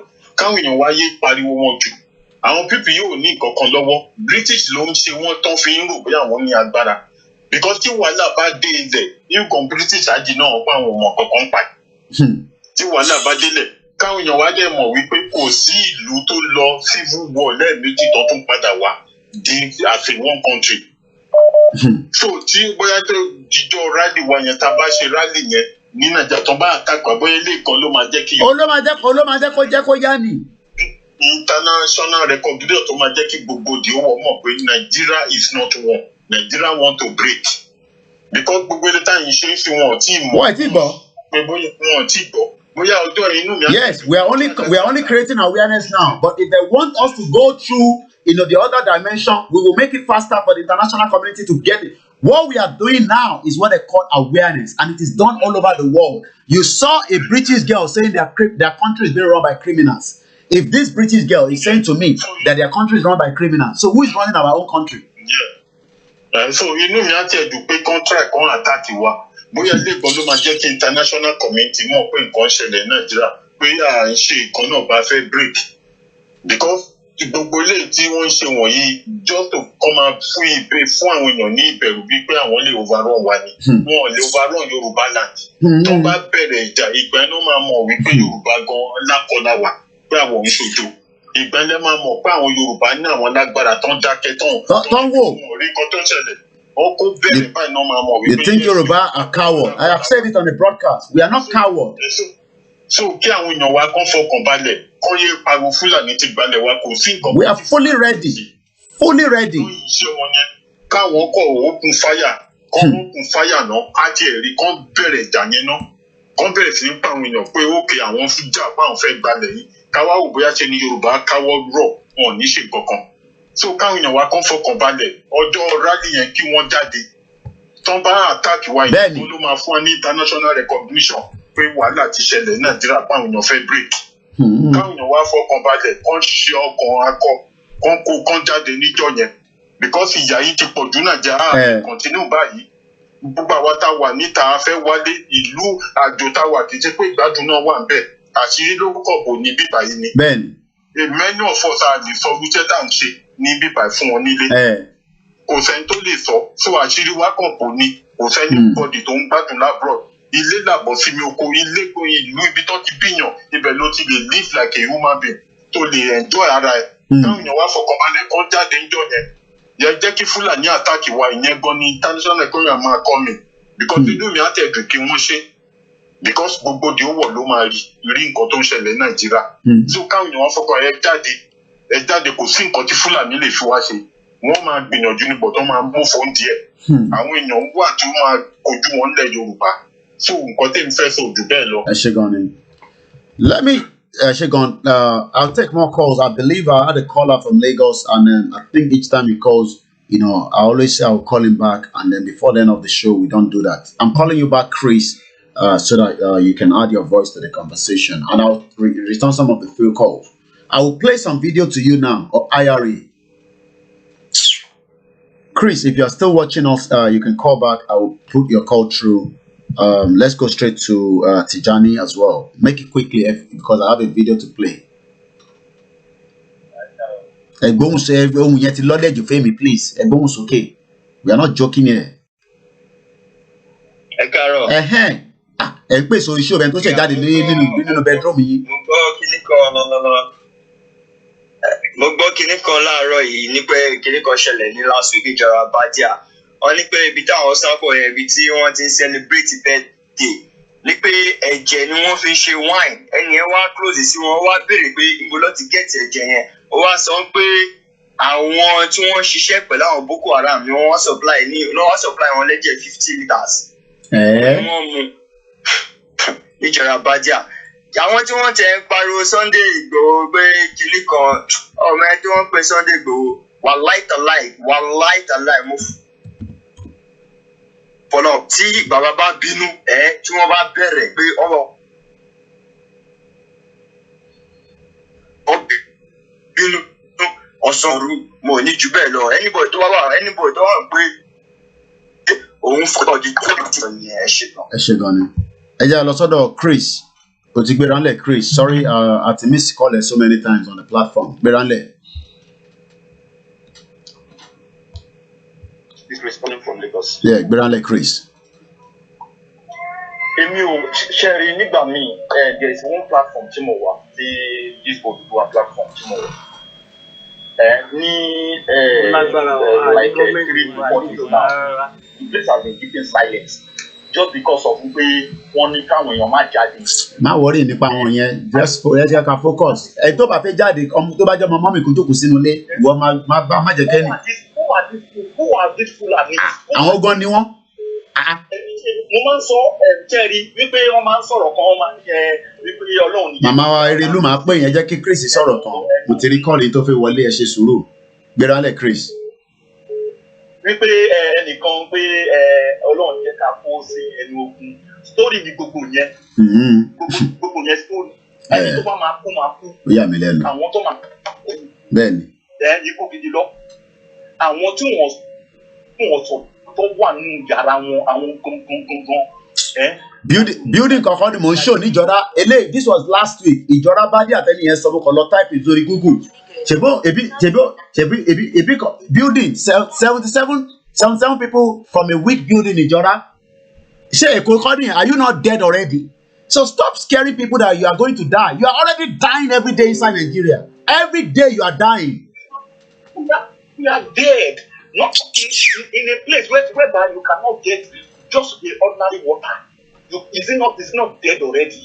Aren't you dead already? Yeah. So let us fight this. Somebody said you're going to die.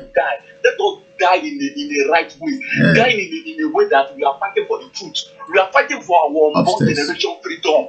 So let us not say Kamajadi. To hell with Fulanis. To hell even with the federal government. To hell with any of the state governors. To hell with the federal government. Even the state government. They cannot kill all the Yorubas in Southwest. Or possible. When they start, they cannot kill everybody in Southwest. Or possible. The country will go in flame. It's as simple as that. Let them come out. Let them bring everything down to Southwest. We are different breeds of people. We are not those cowards that they think we are. One-way ticket. I have got my own money ready. I hope you have yours as well. One-way ticket. We'll be making our way down. And if the government here do not allow some of us to go, we start the problem here as well. It's as simple as that. The economy make it. It's a fight that it's about to fight. It's a fight to finish. Go and see what the IRA did to the British people. The British government, IRA. Go and look at the video and the history. You will know that it's not a joke we are talking about. It has ended. We are ending it once and for all. We don't want any negotiation. We don't want any negotiation. We don't want anything. We want our freedom. That is all we want. We are getting it. The federal government. Come up on this side. Àfi yé wọn kí federal government kó gbogbo mighty wọn come out on nísàlẹ̀ ní Southwest. If we do not do that rally in Nigeria and that rally is disturbed by any government, then we will move into the next level again. Don't scare us. The Biafrans are doing it.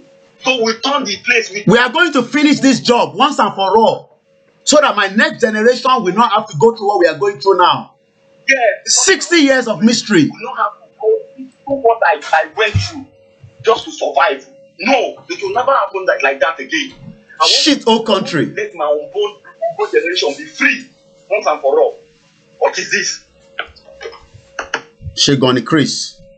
Let me call Mama Wapada. Shit, whole country. Don't come and scare us. Put your scare. Don't call this show and tell people not to come out for the rally. Keep that to yourself. We are coming out on the rally day. Egberale Mama Wakabo. Ekaro. Ojúmọ́ ire ojú àgbè gbogbo wa ò mí nígbà yìí lásìkò. Kóìkì kú iṣẹ́ o. Wọ́n wá pẹ̀lú ẹ̀. Òótọ́ ọ̀rọ̀ ni Kóìkì ń bá gbogbo wa sọ o. Kò sí bẹ̀rù kankan mọ́ níbi tá a bá dé yìí.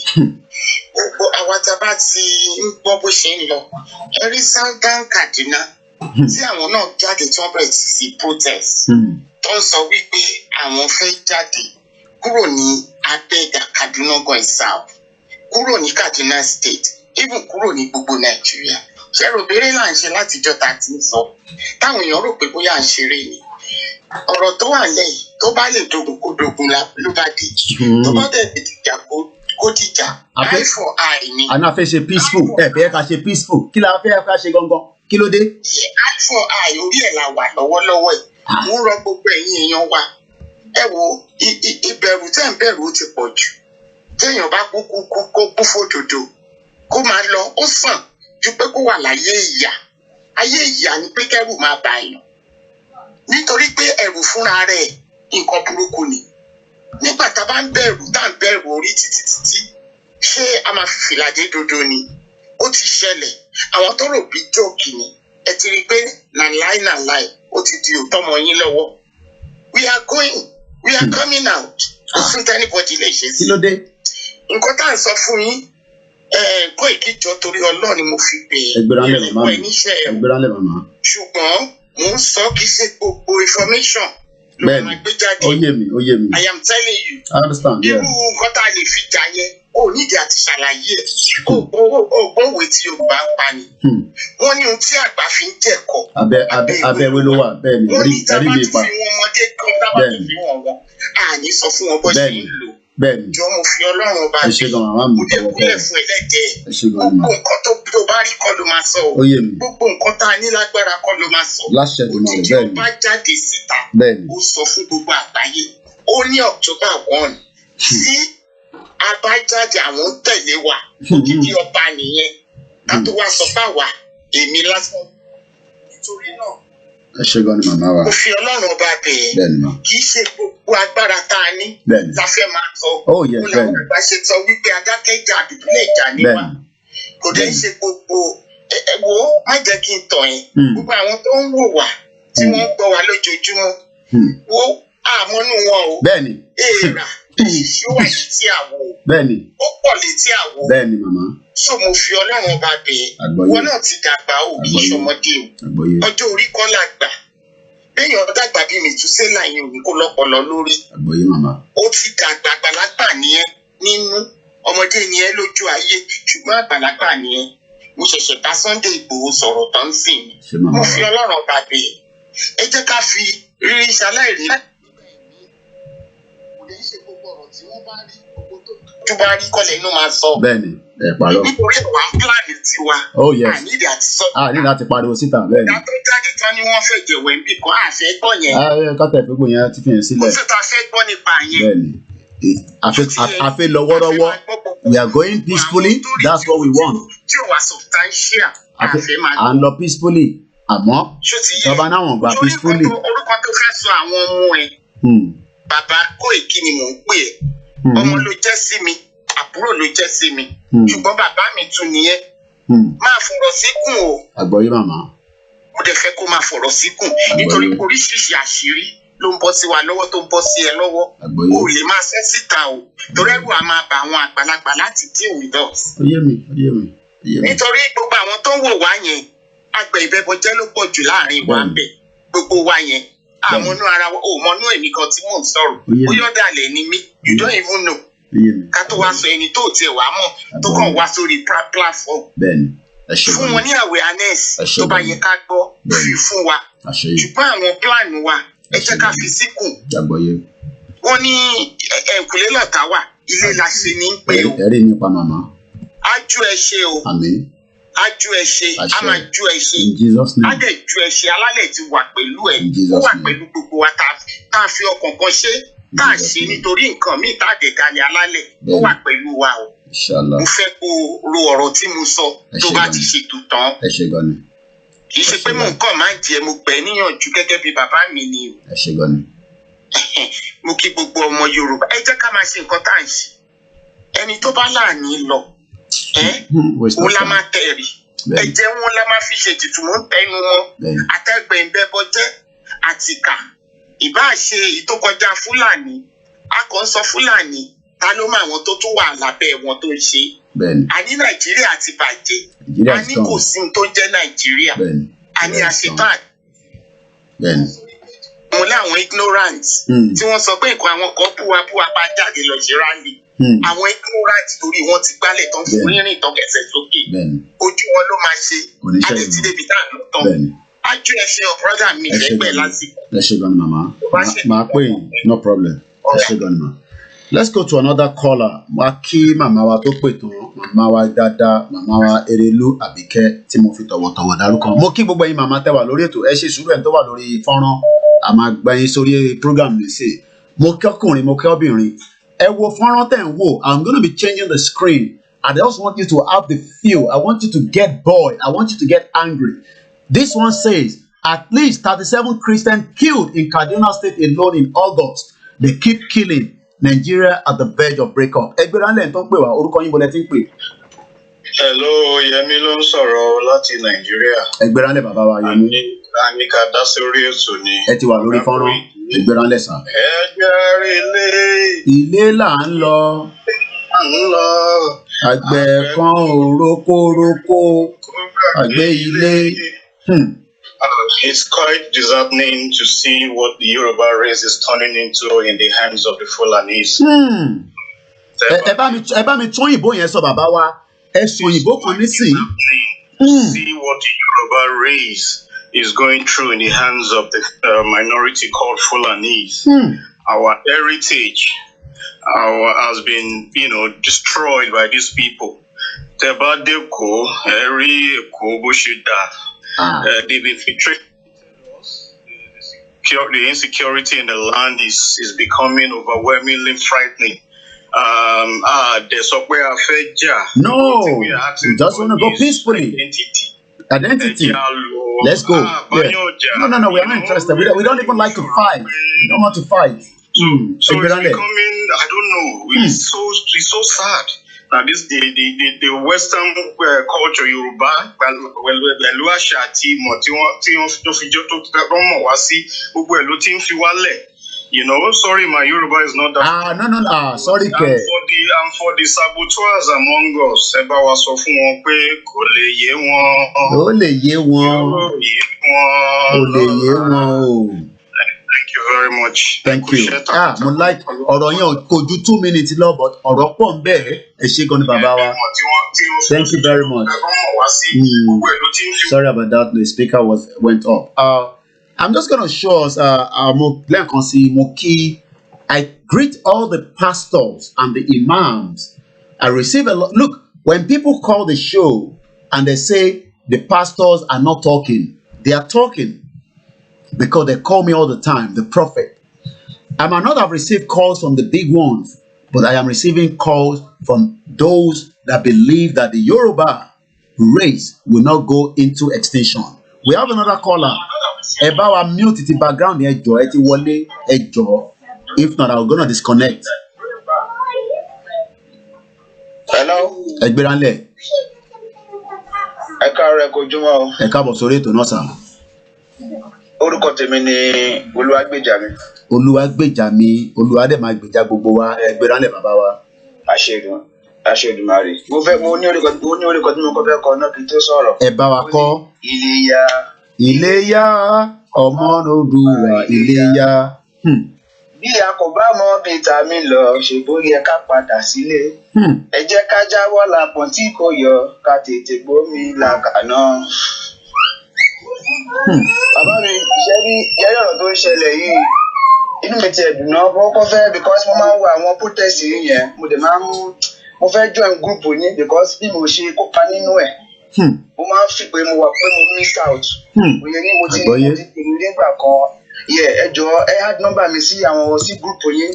Bá ti bá lọ fún protest yẹn èmi náà fẹ́ máa make sure pé àgbọ́yé no problem. Mo like action yín mo dẹ̀ like energy tẹ̀ ń lò. You understand? So ó máa ń túká náà pé àánú afẹ́ darapọ̀ mọ́ yín ká lè jọ ṣe. So bàbá mi ìkan tí mo fẹ́ sọ ni wípé ṣe rí ìkan tí mo ní lọ́kàn láti sọ ni wípé 1914 amalgamation tó so wá pọ̀. I mean, ó ti expire since 2014. So where do we stand? Where do we stand? Where do we stand?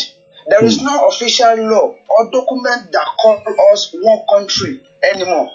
When we talk about amalgamation, we're talking about unity. You know, we're talking about how do they use the word? We're talking about like official law that say, okay, you Igbo, you Hausa and Yoruba, you are one. But that has expired.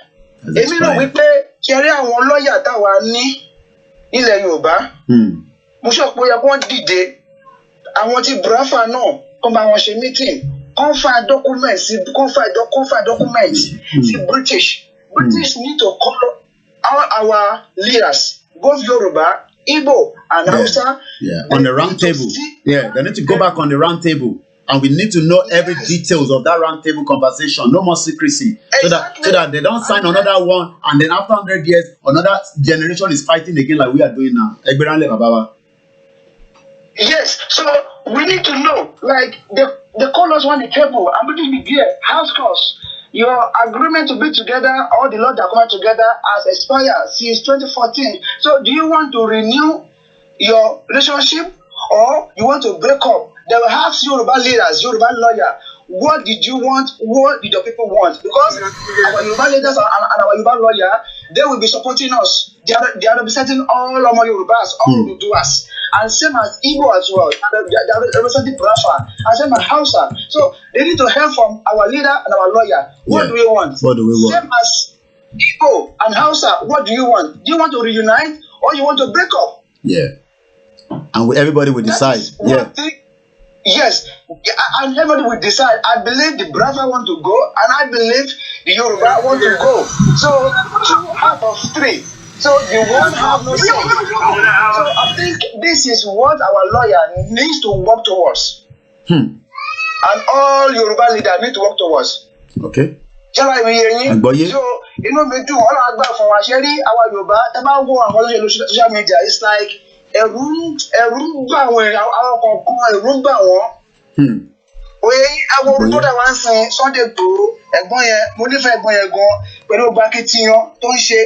Bọ̀ síbẹ̀síbẹ̀ náà àwọn kan ní October 1st rally wọ́n máa ṣe wọ́n gbàgbé ẹ̀. Àwọn ọlọ́pàá tí wọ́n pé Army General ó lọ sí Ọ̀yọ́ State ó lọ kí Governor Ṣèyí Mákindé for the first time collected as a governor. Kí ló lọ ṣe ń bẹ̀? Wọ́n lọ tún mú fílẹ̀ ní náà. All invite ẹ̀gbọ́n Sunday Igboho ẹ̀gbọ́n ò lọ ni. You understand? So mo kọ́ báyìí a lè máa kó máa lọ ìyà ń jà wọ̀nyàn Nàìjíríà. Tó ń ṣe kékeré.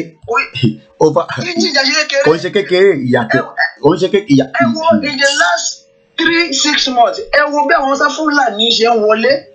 And these people they are not Nigeria. They are from Mali. They are from the neighboring Nigeria country. And only governor kan ní Sokoto wọ́n bẹ̀ sí issue wọn ní passport. For what? If they give them passport, let them stay in north. Why are they coming to east? Why are they come to the southwest? To come and do what?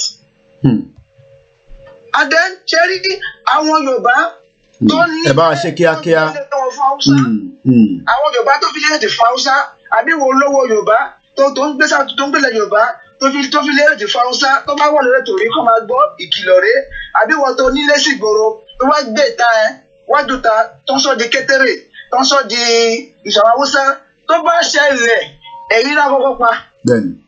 Tó bá ṣẹlẹ̀ èyí náà kọ́kọ́ ká ìwọ lọ́wọ́ tó gbélé fáwùsá tó bá ṣẹlẹ̀ ìwọ àtọmọ ìyá rẹ̀ náà kọ́ pa anybody sísá tó jọ Yorùbá tó bá gbáwùsá sílé tó bá ṣẹlẹ̀ àwọn ẹ̀yà kọ́ pa so ìkìlọ̀ rẹ̀ a gbọ́dọ̀ fún wọn láyè mọ́ a gbọ́dọ̀ kí ni a gbọ́dọ̀ fún wọn láyè mọ́ tó bá níbi tó ń lò nílẹ̀ Yorùbá wọ́n máa fún wọn ní pítọ́sì pé no àfún láyè mọ́ abẹ́lẹ̀ ilẹ̀ wa kó máa lọ tó wọ́n dé pé ilé ìgbà wọn àfún wọn láyè wọ́n bá sílùú wọn náà but bó ṣe ń wọlé síbàdàn sí gbogbo ẹ̀ wọ́n fún wọn láyè wọ́n lọ sínú gbó ibi tó lọ yẹn ṣebí àwọn kan ló nílẹ̀ tó ń dúró sí náà ibi tó ń pẹ́ ibi tó ń ṣàṣẹ cap àwọn kan ló níbẹ̀ òye yín tó àwọn bàbá náà àtàwọn baálẹ̀ wọ́n níṣẹ́ ṣe.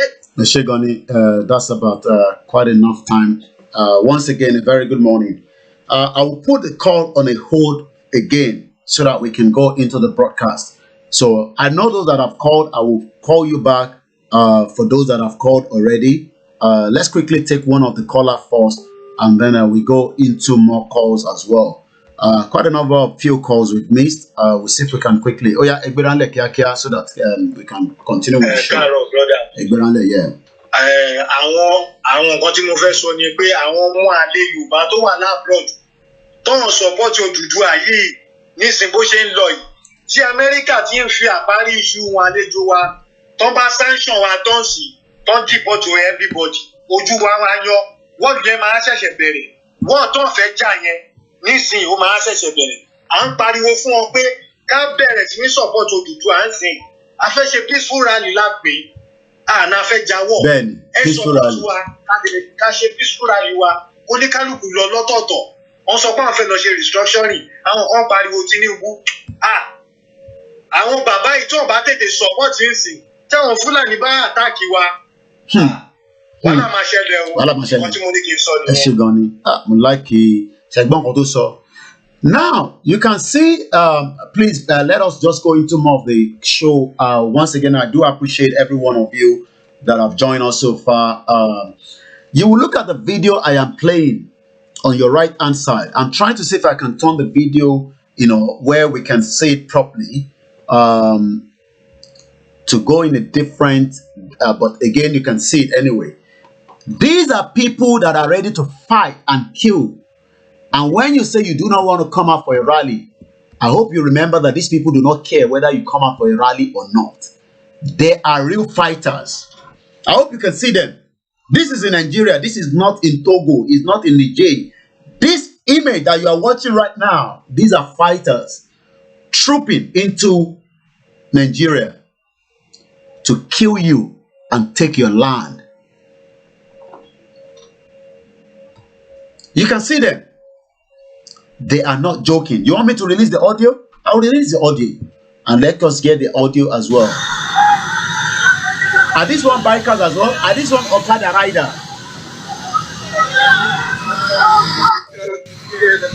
Are these one Okada riders? I am asking everybody this morning.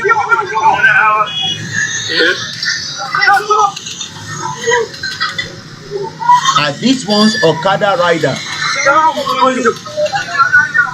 Ṣé Okada rider làwọn eléyìí ní bíyìn ni o? Are these Okada riders? They are not joking. These guys, they are not joking. Now, tell me, what is the difference between this one and this one here? What is the difference? When they get into your town, they will now change a little bit. They will dress up nicely. How will you know which one is which from the one inside the biker in the bush? We have another caller. Let me pick the call quickly. Hello, good morning. Welcome to the show. Okay, it's not coming through. Now, I want you to look at the one that you are looking right now. I have two different images here. You can on this slide. You see the one on the slide, right? The one on the slide is the one of those in Ikorodu. The one in the middle that is got the video that is you are watching is the one in Ibadan. The one on the top, I don't know how long that video is. The question is, how do you identify all these people from this one here? How do you identify them? How do you identify these guys? How do you identify them And if I go to this scene, right? This one here is in Idiaraba. How do you know which one, who is who among those guys that were coming through the corridor of that waterway? Hello, caller. Èmi ń bi yín ní báwo lẹ ṣe fẹ́ mọ ìyàtọ̀ nítorí pé ẹ̀ ń pariwo pé ká má jáde ẹ má jáde ẹ má jáde èmi wá ń bi yín nísìn pé how do we know any of these fighters? Yes, they are carrying gun now, but when they get into the city they will leave the gun away and they will dress like a normal person, but they are real fighters. Ẹgbẹ́ránlẹ̀ màmá wa. Ẹ jẹ́ mi ti ọdún Aṣẹ́dùmarè. Èdùmàrè á gbà fún wa, àwọn alálẹ̀ odò á gbà fún wa o, wọ́n á tì yín lẹ́yìn wọn ní tì wá lójú láṣẹ Ọlọ́run o. Ẹ wò ó bí orin Kristẹni kò ní Kristẹni má ti wá sí mi. Wọ́n bí áńgẹ́lì rẹ ti wí nítorí pé kíni ní àárín ọ̀tá òun la wà. Ó tún sún síwájú ó láwọn tó jagun ṣáájú ó ní wọ́n ń wò wá bí àwa ti ń jà. Wọ́n fi ohùn kan wípé máa ṣọ́ra. Àwọn tó ti jagun síwájú alálẹ̀ Yorùbá ó wà pẹ̀lú wa. Kò sí ìbẹ̀rù fún ọmọ Ọlọ́run. Ṣé rí àwọn kàràǹfààní information tó tó mi lọ́wọ́ kan nìyẹn pé ṣé rí most uncompleted buildings ní ilẹ̀ Yorùbá àgàgà ní Ìbàdàn tí mo ní kó lọ ṣe ìwádìí tó dẹ̀ dá mi lójú. Àpẹẹrẹ ní ìtẹ̀rí yìí o. Gbogbo àwọn tó kọ́ ilé sí Nàìjíríà tí wọ́n wà ní òkè òkun káàkiri. Àwọn kan ń gbé nínú ẹ̀ ni. Bẹ́ẹ̀ ni. Àwọn kan ń gbé nínú ẹ̀ ni. Ibi tó bá ti já wọn sílẹ̀. Ibẹ̀ ni. Wọ́n máa ń ṣọ́ computer building káàkiri. Bẹ́ẹ̀ni. Wọ́n sọ rẹ́ǹtì wọn sọ kankan. Tí a bá tètè wake up nísìn because àwa tá a ní ilé ní ọwọ́ àwa la ṣì ní ẹ̀tọ́. Láti lé wọn kúrò níbẹ̀. Láti lé wọn tí gbogbo wa bá fi mọ̀ ṣọ̀kan tí kálukú ní ẹ lọ bá mi check ilé mi. Ẹ lọ bá mi wo ilẹ̀ mi bíbà. Tí gbogbo wa tá chase wọn one way láti chase wọn out yẹn. Tá bá lé gbogbo wọn tá bá lé àwọn tó ń gbé nínú uncompleted buildings káàkiri jáde pẹ̀lú òfin because àwa la òfin yẹn lọ́wọ́ báyìí òfin yẹn wà ní ẹ̀yìn wa torí àwa la ní wọn sọ rent. Tó bá bọ́ sí ìgboro inú kan máa sun títì inú kí wọ́n wá ilé tí wọ́n máa ní wọ́n fẹ́ gbé with that attract wọn. Hello. Mo gbọ́ yín, àwa pẹ̀lú yín. With that a lè track wọn pé yes ilé bíbá náà wà. Ibi báyìí ìwọ landlord ìwọ má gbà wọn. Ìwọ landlord Yorùbá má gbà wọn. Ìwọ landlord ṣe ti rí pé with that I think push wọn back. That is one. Secondly, gbogbo àwọn tí wọ́n ń kóra wọn káàkiri tí wọ́n ń wọlé wá tó ń kó ìbọn dání tí wọ́n ń ṣe égbélé kíníkan bíi tí sísítà mi àbí kí àdè sọ àní gbogbo aṣọ kọ́là sálọ. Àgbọ́yé. Àwa la ní ohun tí wọ́n ń pè ní agbára ogun ní ọwọ́. Òun ló ṣe ń pè wá ní Yorùbá ọmọ àdùbúlẹ̀jà. Ìgbà mélòó? Bí wọ́n fi máa rìn lọ bí orí bí kíní kan ṣọ́ níbi. Adaka jí kí Yorùbá máa sùn. Gbogbo ohun tá a fi ń ṣàgbára ó sì wà síbẹ̀. Tá a bá ti rí wọn, kọ́ máa lọ ni. Wọ́n ṣọ́ lọ. Àgbọ́yé bàmá.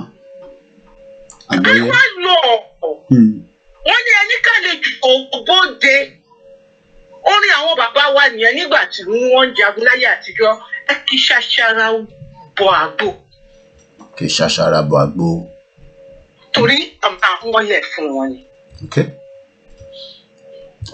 Sunday Igboho olóyè Sunday Igboho tí mo ṣe tuálè fún wọn tí ò mọba olóba ṣeré. Àìmí ìdágbọ́n ti gbọ́njú nígbà tí wọ́n jàjà ìfẹ́ àti mo dá kẹ́kẹ́. Àdèmọ́tú tí olóyè Sunday Igboho tó pa nígbà yìí. Ẹ̀rù Yorùbá ó ń bà àwọn kàràǹfààní ó ń bà wọ́n gidi Okay. Tí kì bá ṣe pé ẹ̀rù Yorùbá ń bà wọ́n, olè Buratai kò ní tí odindi Àbújá wá sí Ìbàdàn. Bẹ́ẹ̀ni. Kó lòun ń ṣetán. Bẹ́ẹ̀ni. Kó lọ sílẹ̀ Ìgbò náà. Pàtó ní kí wọ́n lọ kó machine gun pa wọ́n nílẹ̀ Ìgbò. Bẹ́ẹ̀ni, ó wá fún rẹ̀ this time around. Ó wá fúnra rẹ̀ ní. Ó mọ̀, wọ́n mọ̀. Ẹ̀ẹ̀mejì ló dẹ̀ ránṣẹ́ sí olóyè Ìgbòho ẹ̀ẹ̀mejì. Bẹ́ẹ̀ni. So kẹ́lẹ̀ mọ̀ yí pé ẹ̀rù Yorùbá ń bà wọ́n. Ṣùgbọ́n àkọ́kọ́ tí mi ò fẹ́ ni pé ká máa kó wọn ká la kó àwọn kàràfàní 200 tẹ́ kó 1 million wọn tẹ́ kó wọn fọlọ́pàá nígbà tá a fàsìkò ara wa ṣòfò ni. Bẹ́ẹ̀ni, wọ́n máa padà wá. Gbogbo ọlọ́mọ tó ń ṣẹlẹ̀ lọ́ṣun tó bá kó wọn tán wọ́n á tún kó wọn lẹ̀ ní nàá. Bẹ́tẹ̀ wọn fúnra bá ti ṣèdájọ́ fún wọn láì gbébọn láì á ti ṣèdájọ́ fún wọn. Ìtò tí ń faṣọ ya mọ́ra ẹ̀ lọ́rùn tí ń faṣọ ya mọ́ra ẹ̀ lọ́rùn òrùka náà fi gbà àwa la ní. Ẹ jẹ́ kí Yorùbá jí kó má sùn. Ìjọba tá a wà nísìnyí ìjọba tẹ́rọ̀ ni. Ìjọba tẹ́rọ̀ ni. Òun lé ẹ̀rù fi ń ba ọ̀pọ̀lọpọ̀ àwọn ènìyàn nítorí ìjọba tẹ́rọ̀ ni. Ìjọba tẹ́rọ̀ ni. Terrorist gidi gan òun ló wà lórí àga àdìfà. Yes, ẹ parọ́. Tí wọ́n bá mú ọmọ Fúlàní pé ó ṣe kankan wọn á ní kán fi sílẹ̀.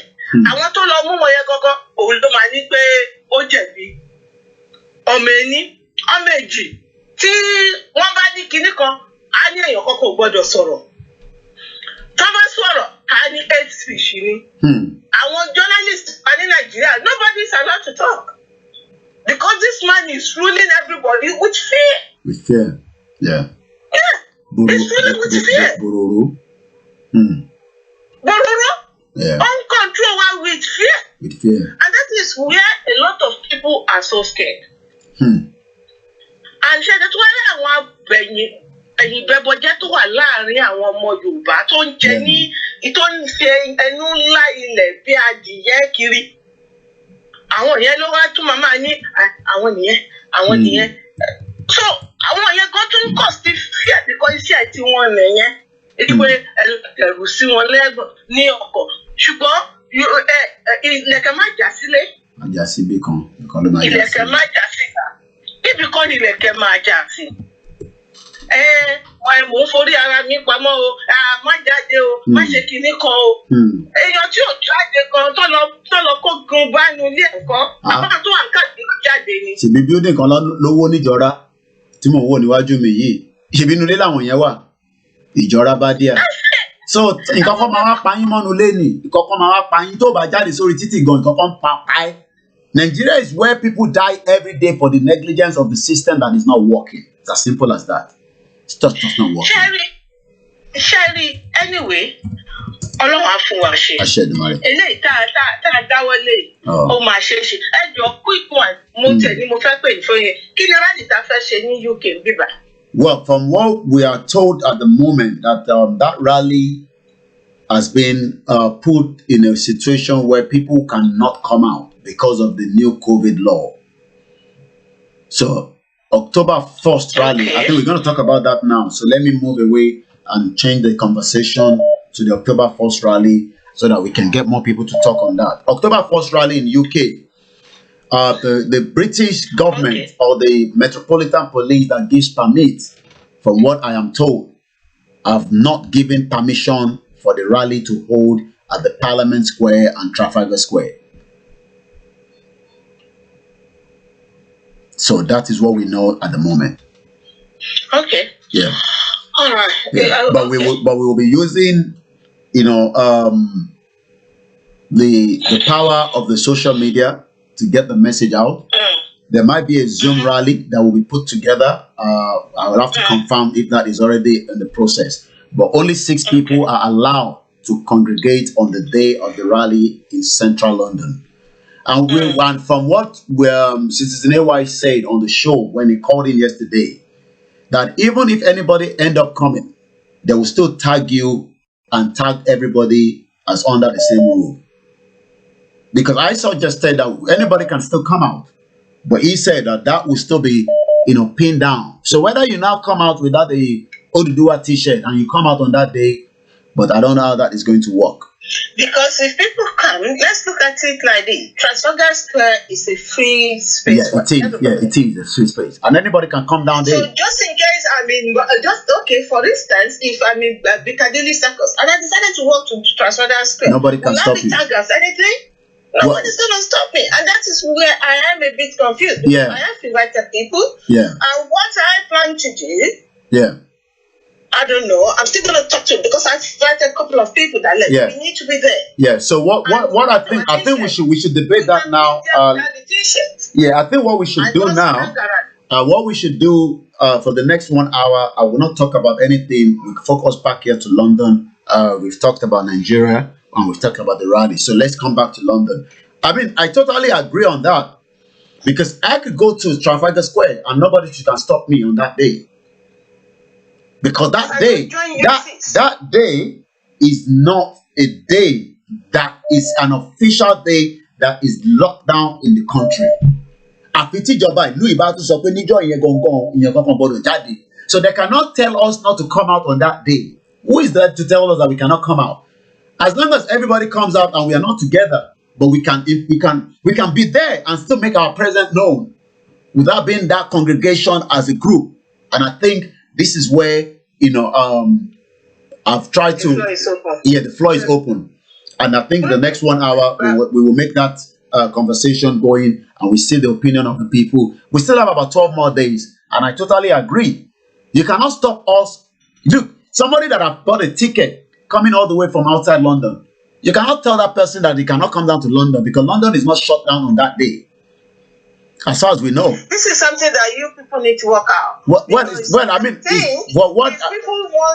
wants to come, and not wear the Oduduwa t-shirt. Like I said to people, some of my friends that has bought the t-shirt, it's not the end.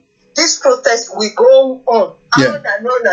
Oh yeah, it's not. I mean, the protest will not be a one-day protest.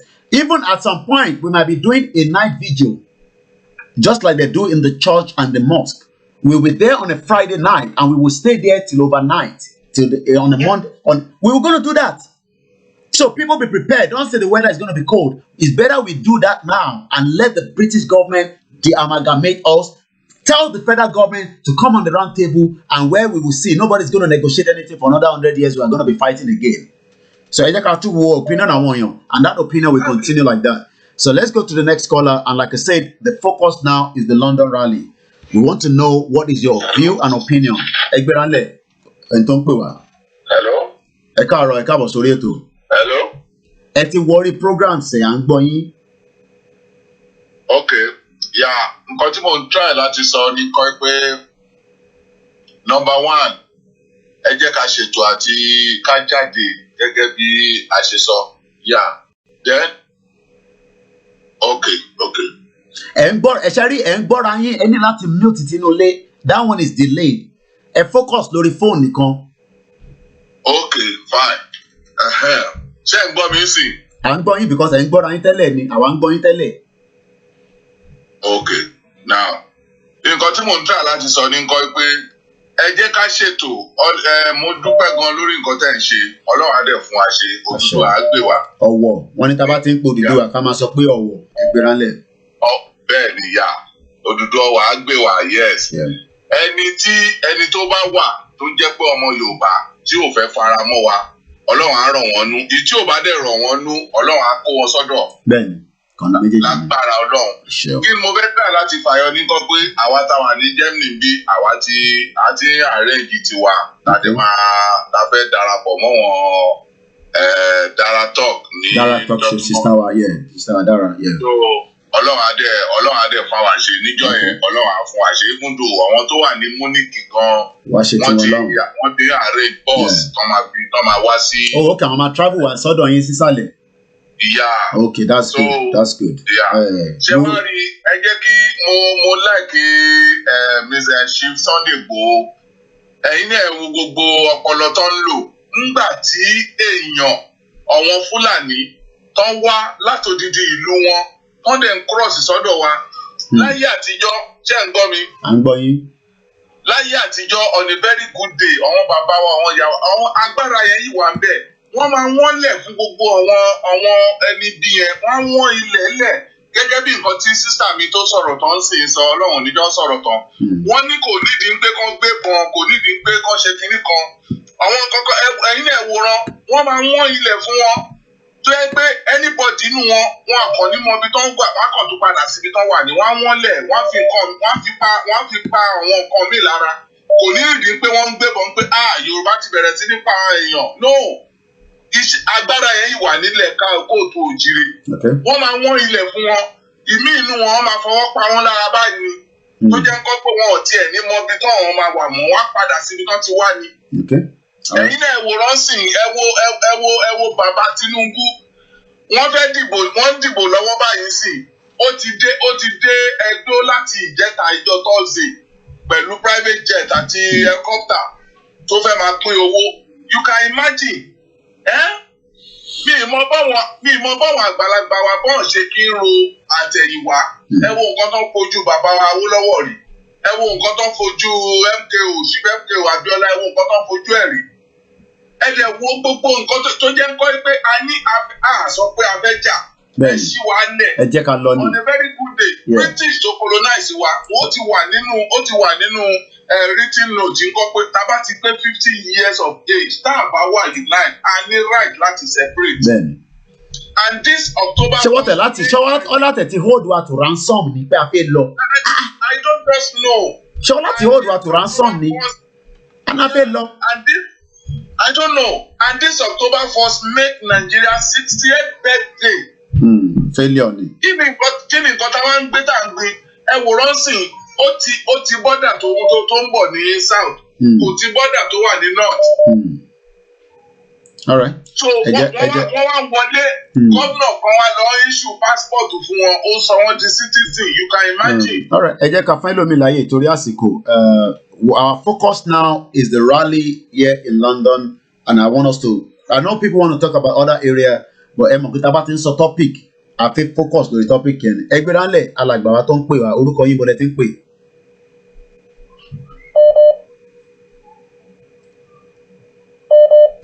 Ẹnìyàn pé ẹja padà sọ́dọ̀ nọ́mbà yẹn ẹgbẹ́ ránlẹ̀ màmá wa.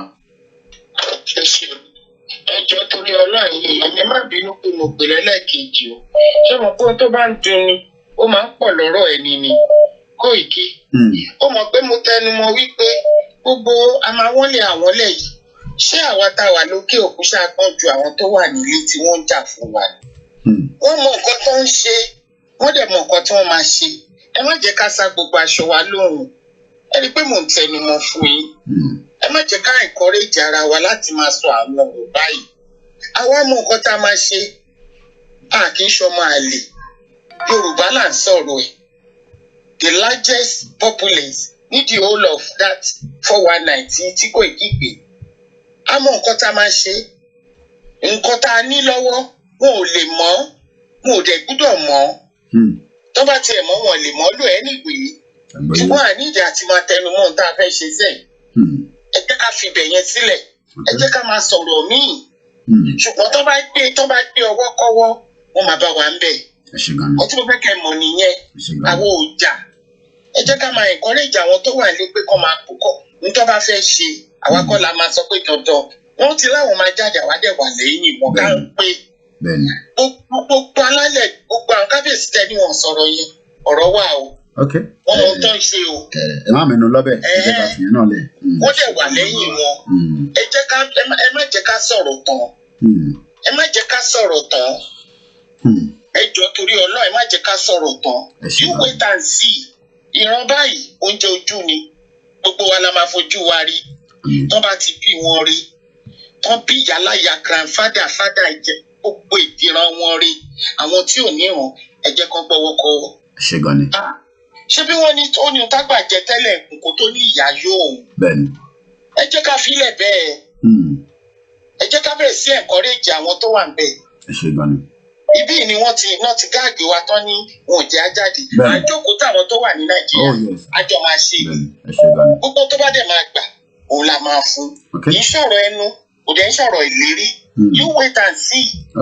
ẹ ṣé gan ni. you wait and see.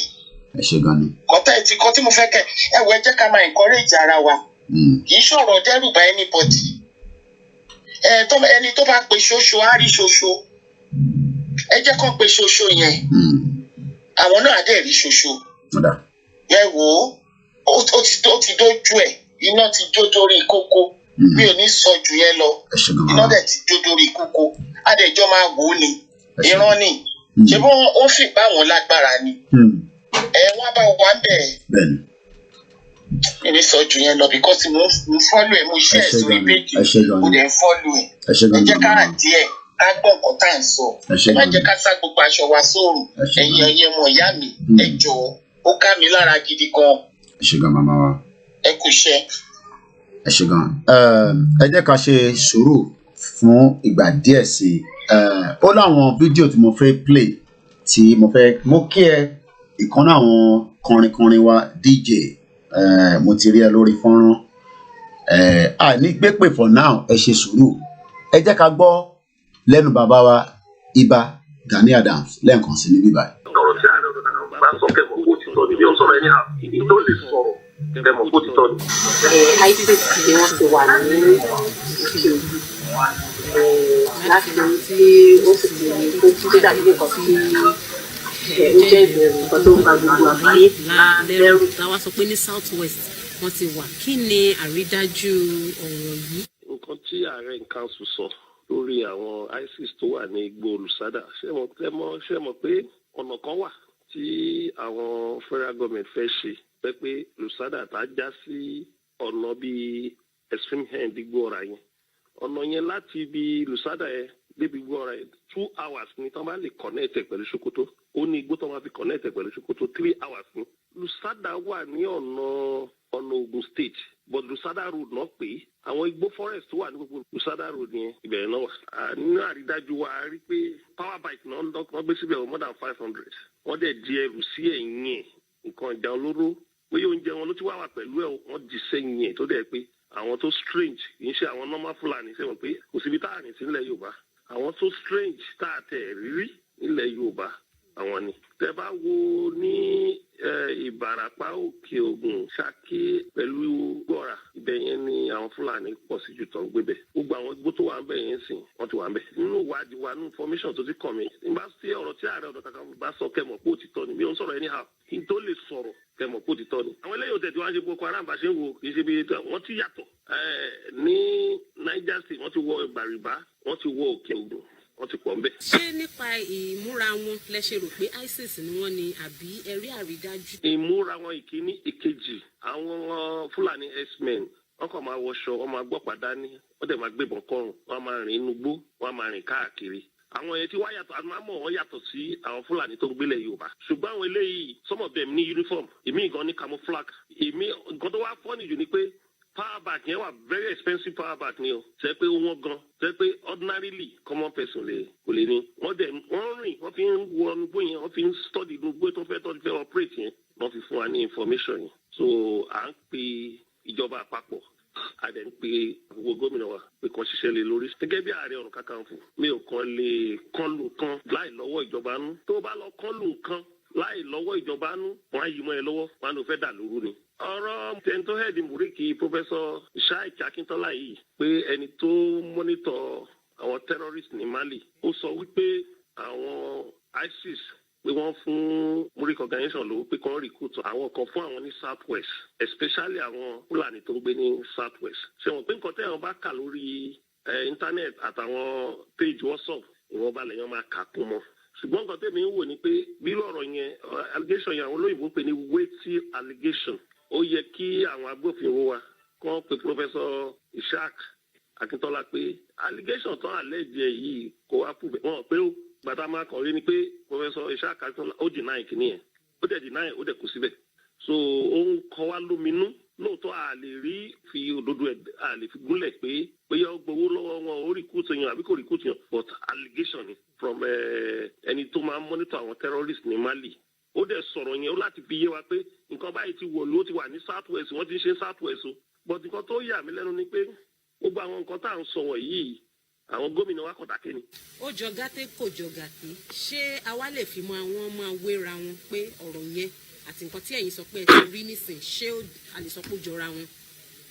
àwọn èkìyẹn lè ti wáyà sọ sí tiwa torí wọ́n ṣẹ̀fẹ̀ máa allegation ti múrìkì yẹn wọ́n ṣẹ̀fẹ̀ máa recruit wọn ni àwọn ilé train soldier ni o kì í ṣe ẹ̀ńdọ́ṣẹ̀ ń recruit wọ́n dẹ̀ gbé power bike more than 500 power bike nínú igbó yẹn. ìgbésẹ̀ wo lẹ ti wá gbé lórí ọ̀ṣẹ́ àti fọ̀rọ̀ yìí lọ àwọn ọlọ́pàá. nǹkan àkọ́kọ́ la máa kọ́ ṣe nìyẹn ṣé tá ẹ̀ bá sọ gbogbo àgbáyé tẹ́ bá lọ sọ fọlọ́pàá ṣé wọn ò ní dé mọ́lẹ̀ ni mo àyè bí nàìjíríà la wà tí mo oríṣiríṣi tá a ti bá wọn sọ tó wọn kà kún. so the only thing sì ni pé kí gbogbo ayé mọ nǹkan tá a sì ti lè fi jó kí ìkíní kì í ṣe tọlọ́pàá nìkan àwọn tó ń gbé lágbègbè yẹn kan wà kẹ́ẹ̀fù kan múra òun ni nǹkan tá a fi sọ síta. èkejì káwọn gbófinró kọ́ lọ ṣiṣẹ́ wọn.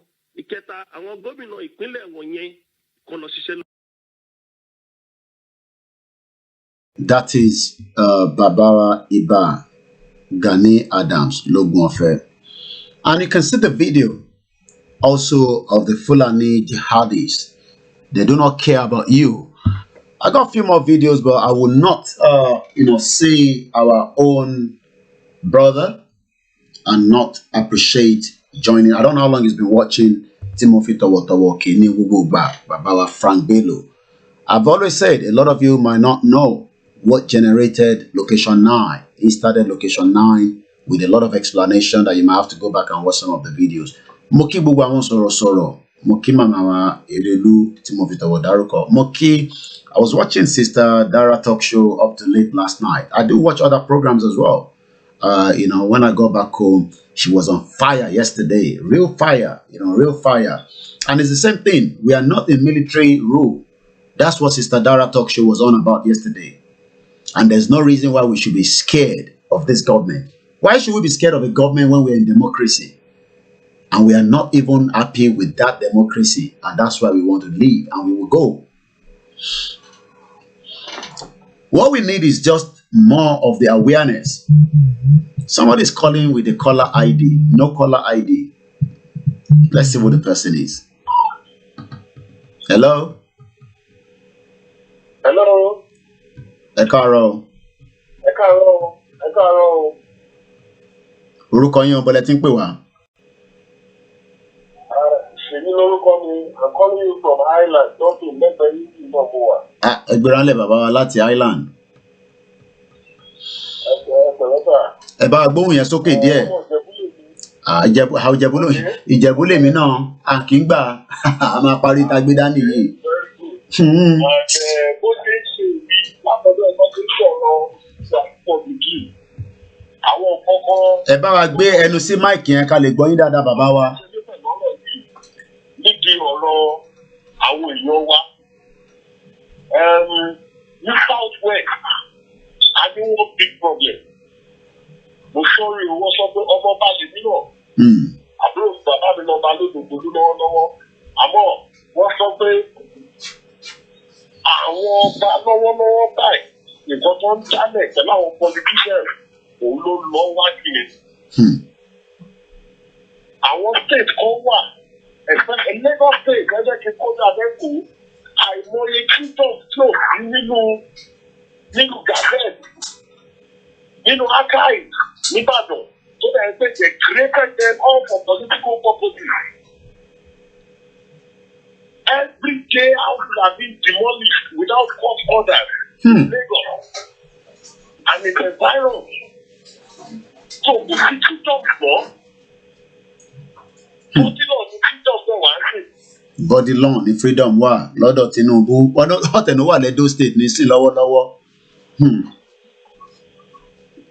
So body law ní freedom wà body law lọ́tún yọba body law lọ́tún ṣe gbogbo ẹ̀ heritage is dead.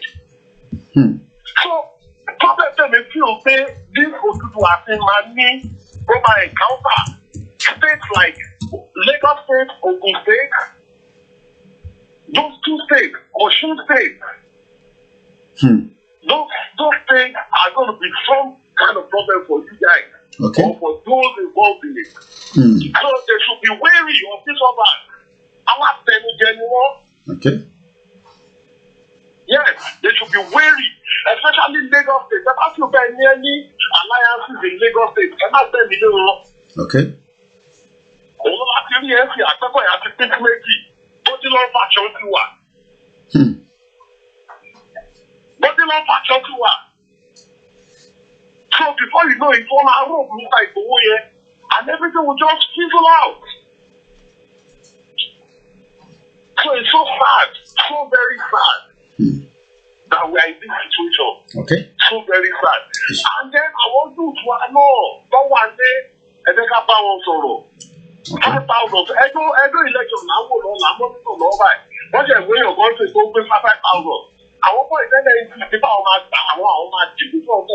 but if they are both going to count, are they both going to count? It's not going to count. It's not going to count. So the anything. But I want to put the law free. We need not to send it back to Japan. And look at your bank. She not taking it desperation. In desperation. In desperation. Kudos to our election. I hope he has realized what he did for them in 2014-15. What he did for them. But I hope he has realized it now. We don't check and realize it by èèyàn ló pè wọ́n ọ̀jẹ̀lú ni wọ́n. Ọ̀jẹ̀lú ni wọ́n. Ọ̀jẹ̀lú. Àwọn yóò ṣèṣèlú. They call themselves Democrats. Okay, social services for the elderly. So, military social services. Just for the elderly, you call just for the elderly.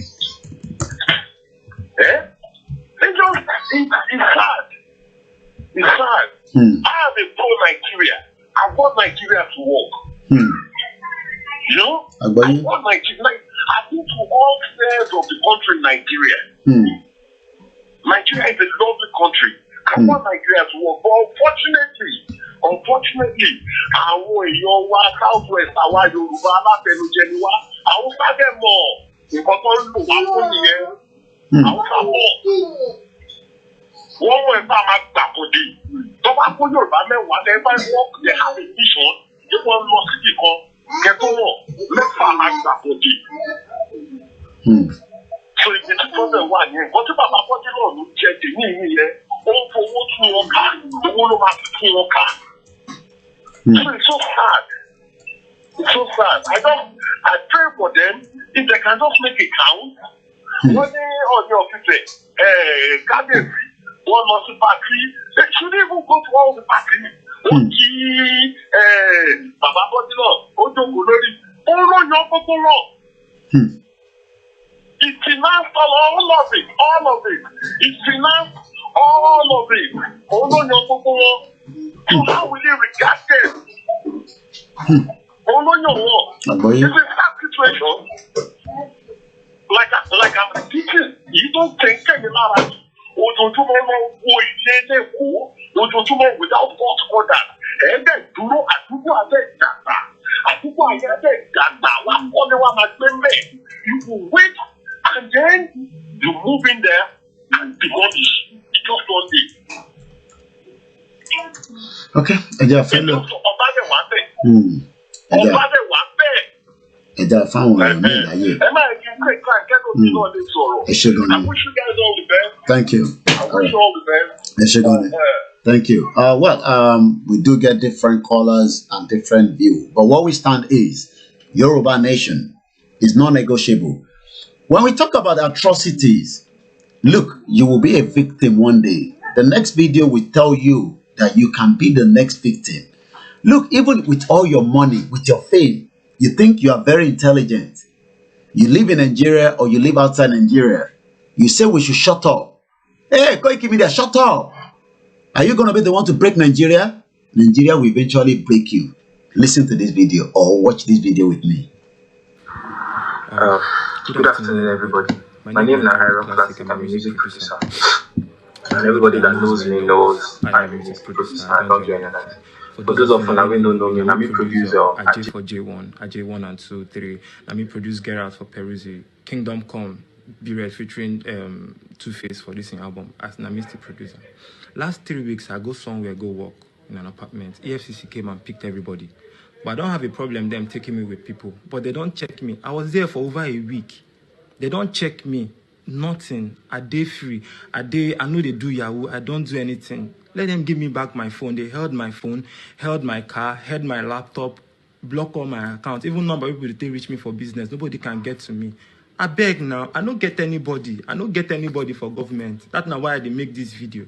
Make people hear my voice. Now please that they plead. My life be like shut down right now. I no go fit chop nothing. I cannot access anything. Nobody can get to me. I beg.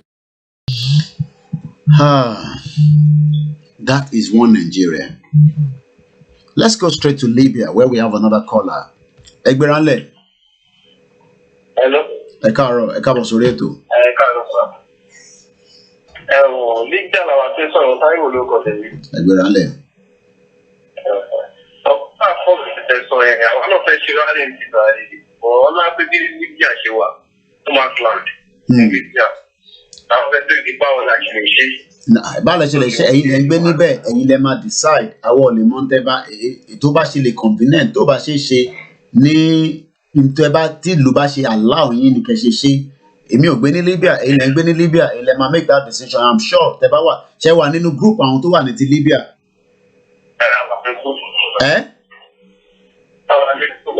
So I'm sure decision because èèyàn kan pè mí ní Libya níjẹta. So I'm sure conversation is already going. I cannot decide what is going to happen in Libya. I'm not living in Libya. You're allowed to go according to the rules and regulations of the country. So Dubai nisin, one working rally. So I hope everybody understand that. Because if you go out without taking the necessary permission around the world, you might also be putting yourself in a big mess. Just like we've seen here in UK. The situation in UK is becoming a little bit, and I'm going to go and see where we are in terms of the COVID in UK. Let us now talk about the petition and the poll. That is where I want to focus on now again. We will not take calls for another 10 minutes. I have got people that have been watching us this morning, or some of you have just joined. Let us now ask you, how many people watching this live broadcast? Okay, I think this is a direct call. That's why I will pick it, because it's not a WhatsApp call. Egberanle, don't put my car on. Hi, Carol. Good morning. How are you, sir? Adúpẹ́ f'Ọlọ́run. Orúkọ yín mo mọ̀ pé Nàìjíríà lẹ ti ń pè. Yeah, my name is Olorunfemi. Egberanle bàbá wa Olorunfemi. Yeah, nǹkan tí mo fẹ́ carry focus on. That 1914 amalgamation. Ẹ ti fẹ́ ká padà sórí 1914 amalgamation yẹn ṣá.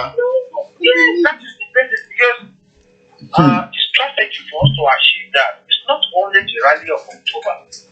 Bẹ́ẹ̀ni. I want us mo fẹ́ ká ronú jinlẹ̀ strategy that we achieve we are going one abroad. Ìyẹn 1914 amalgamation yẹn. Yes, according to the document stated when Nigerian state for so number of years cannot go together, let them go. So let us one strategy. Okay. Everybody with channel. That is the first thing. Channel that's the first thing for us to achieve. Okay. I commend everybody that has been talking on because I listen to everything. And adúpẹ́ lọ́wọ́ yín torí pé èyí tẹ́ wà nílé owó gidi lẹ ná lẹ fi ń wò wá àrílẹ̀ yẹn mo ṣe máa ń gbé kọ́ọ̀lù yẹn torí pé mo ti pé Nàìjíríà ló ti ń bọ̀ and direct call tún ní Egberanle bàbá wa ẹ ṣé gan ni. Yes, mo gbọ́ gbogbo àwọn ṣe ń complain àti domestic issues mo mí ni pé ẹ̀kọ́ lẹ̀ máa rí àwọn Yorùbá tó lẹ̀ mo refer to you as domestic. Let's leave those ones. Let's focus on how to achieve the aim. The strategy, how to achieve it. It's very, very key. But now, I fẹ́ lọ, báwo la ṣe fẹ́ lọ? Kí ni strategy wo la fẹ́ fi lọ gangan? Apart from gbogbo ariwo tá a ṣe ń pa pé a fẹ́ já nǹkan kan, but kí ni strategy? Ìbéèrè yẹn náà là ń bí gbogbo àwọn organisation yẹn torí pé ṣe rí àwọn organisation yẹn lè náà àwọn òṣìṣẹ́ lábẹ́lẹ̀ àmọ́ àwa tá à ń sọ fáwọn èèyàn pé a fẹ́ lọ àwọn èèyàn fẹ́ gbọ́ lẹ́nu wọn wọ́n fẹ́ mọ bó lọ́ báṣẹ́ dé.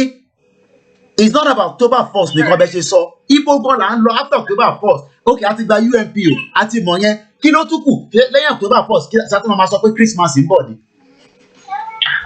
So ẹ máa gbọ́dọ̀ gbogbo àwọn leader Yorùbá whether they are only youth people of light mind mo ṣe lè sọ Yorùbá ni àwa tí ìmọ̀ wa tó tó jẹ́ pé ọ̀kan ni jẹ́ pé we are going somewhere. The youth we will take all the leaders ever. This is where we are going. Yorùbá fẹ́ lọ. Gbogbo tẹ bá ní every support our Yorùbá fẹ́ lọ. Let us go. We are not. Nigeria is not war. Everybody knows that. So everybody bá dẹ̀ mọ̀ yẹn tó dẹ̀ agree. Then what are we doing? Kí la fẹ́ ṣe? Àbí fẹ́ lọ. So that could go okay. Maybe the some federal government or dialogue that we are going, let everybody go on his own way. Peacefully, without no bloodshed. Then not bloodshed. If all of us, if all the stakeholders sat down that okay, fine, this is not work, let us go outside go. But at least bàbá wa ẹ má bínú pé mo dárò mọ́ ẹlẹ́nu. At least ẹ mọ̀ pé nísìn gbogbo èèyàn lè ní àwọn ọ̀gbọ́. Ó dà pé interfaith gbé ní in the next couple of days, which is the rally yẹn. A trigger conversation tí ẹ mẹ́nubà after 11 days.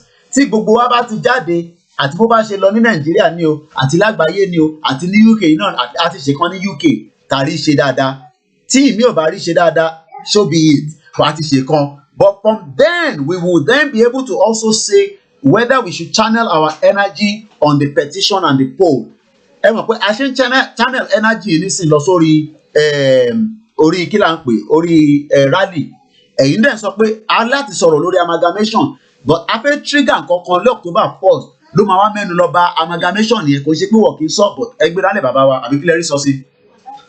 Bẹ́ẹ̀ni sá nǹkan tí wọ́n rí sọ sí. Ok ẹ ṣe ok mama expect ó dẹ̀ wà lórí WhatsApp ó wà saver fún yín ó wà cheaper rather láti pè tẹ bá ti áàdì Ọláyọmí Kóìkì get me lórí WhatsApp lórí the same number ẹ ṣe gan ní bàbá wa ọtí lọ let's okay. We are also, somebody suggesting that should we open a petition, we open up the 1914 amalgamation and we will list, ìgbà tá a tẹ̀ tí rí signature ìta ṣe wá, kí ló dé tí a tẹ̀ lọ sign? How many people watching us this morning that have not signed this poll and the petition? Do you think it's a joke with this poll and petition? Let's go to Sister Buki Taiwo. A very good morning. Yes. Hello, Olayomi. I think you've made a very valid point on your show that what happens next after the rally. Yes. And I think we need to pinpoint on that 1914. I think the rally is not just for the 1st of October. I think we should continue in groups of 6 to disperse ourselves all over the UK. So you can still continue, but we need to hone on that 1914 amalgamation. Okay. That is one. 2, we need to now focus on that petition. We need to focus on that petition and get people to sign. Because the more people sign, okay, now, thank God, in fact, I think there are about 3 petitions that are out with relation to us getting our nation. One, I'm actually promoting on the show now. So if people go on and join the Telegram platform or the WhatsApp platform, they will see that there's now 2 petitions and 1 polling. So as many people just continue to sign, because as many so long as we can get as many signatories, like I said, now we've hit one of the petition has hit 10,000. Now we can now get it up to 100,000. Wow! If we can now get it up to 1 million. Yeah, it goes a long way. Yeah. It goes. 1,100,000 signatories. I'm telling you, we are almost on our way out. Because definitely, those petitions are... Okay, 1 minute. Somebody is asking, how do I sign the petition? It is very, very easy to sign that petition. All you need to do, while Sister Buki is talking, I'm going to also quickly, I think my software is frozen, but I'll see if I can get the video from the YouTube that had the explanation. But go ahead, Sister Buki Taiwo. Yeah, so we need to focus on the petition. We need to really key in on that. We need that now. We've reached the goal of 10,000, which is actually on one of the petitions, which is absolutely fantastic. Now we need 100,000 signatories, and we need it like yesterday. So just continue to share the petition, continue to sign the petition, get as many people on to sign. And now that we have 2, The second one is going to, we're aiming for 2,500. So we need that one also to reach 10,000. We need that one also to get to 100,000. So if you add the two together for the online petitions, that's 200,000 signatories. Wow, that is fantastic. So yeah. Okay. So two things. We need to continue with the rally methodology, which is even after the 1st of October, we need to still disperse ourselves in forms of 6 all over the UK, with homing in on the 1914 amalgamation. We need to start demanding for those documents, both from the Nigerian government and from the British government. We need to see those documents. We need to know who signed those documents. We need to know now. So that is one. 2, the petition. We need to get to 100 signatories. So that's our next, I think that's our next line of call. After the rally. Okay. Yeah, after the rally. All right. Okay. Thank you very much. All right. For the benefit of those that are with us, okay, we've got calls still coming. We have about the last 32 minutes before the end of the broadcast. At 12 p.m., we'll bring the broadcast to an end this morning. A very good morning. Hello. Good morning. Àwa ni màmá wa. Àṣẹ ni màmá. Ohun tí mo fẹ́ sọ nínú prógrámù tí mo wò ó lẹ́nìkan tó kọ́mẹ̀ntì kankan. Mo wo news kan lánàá, gan mi ò mọ̀ bóyá òtítọ́ ni àbí irọ́ ni news yẹn. Wọ́n ní UK dá àwọn Biafra lóhùn wípé tí àwọn bá fẹ́ jà fún wọn láti gba Biafra, àwọn máa wa epo ní ilẹ̀ wọn fún ọdún 5. Mi ò mọ̀ bóyá irọ́ ni bóyá òtítọ́ ni o.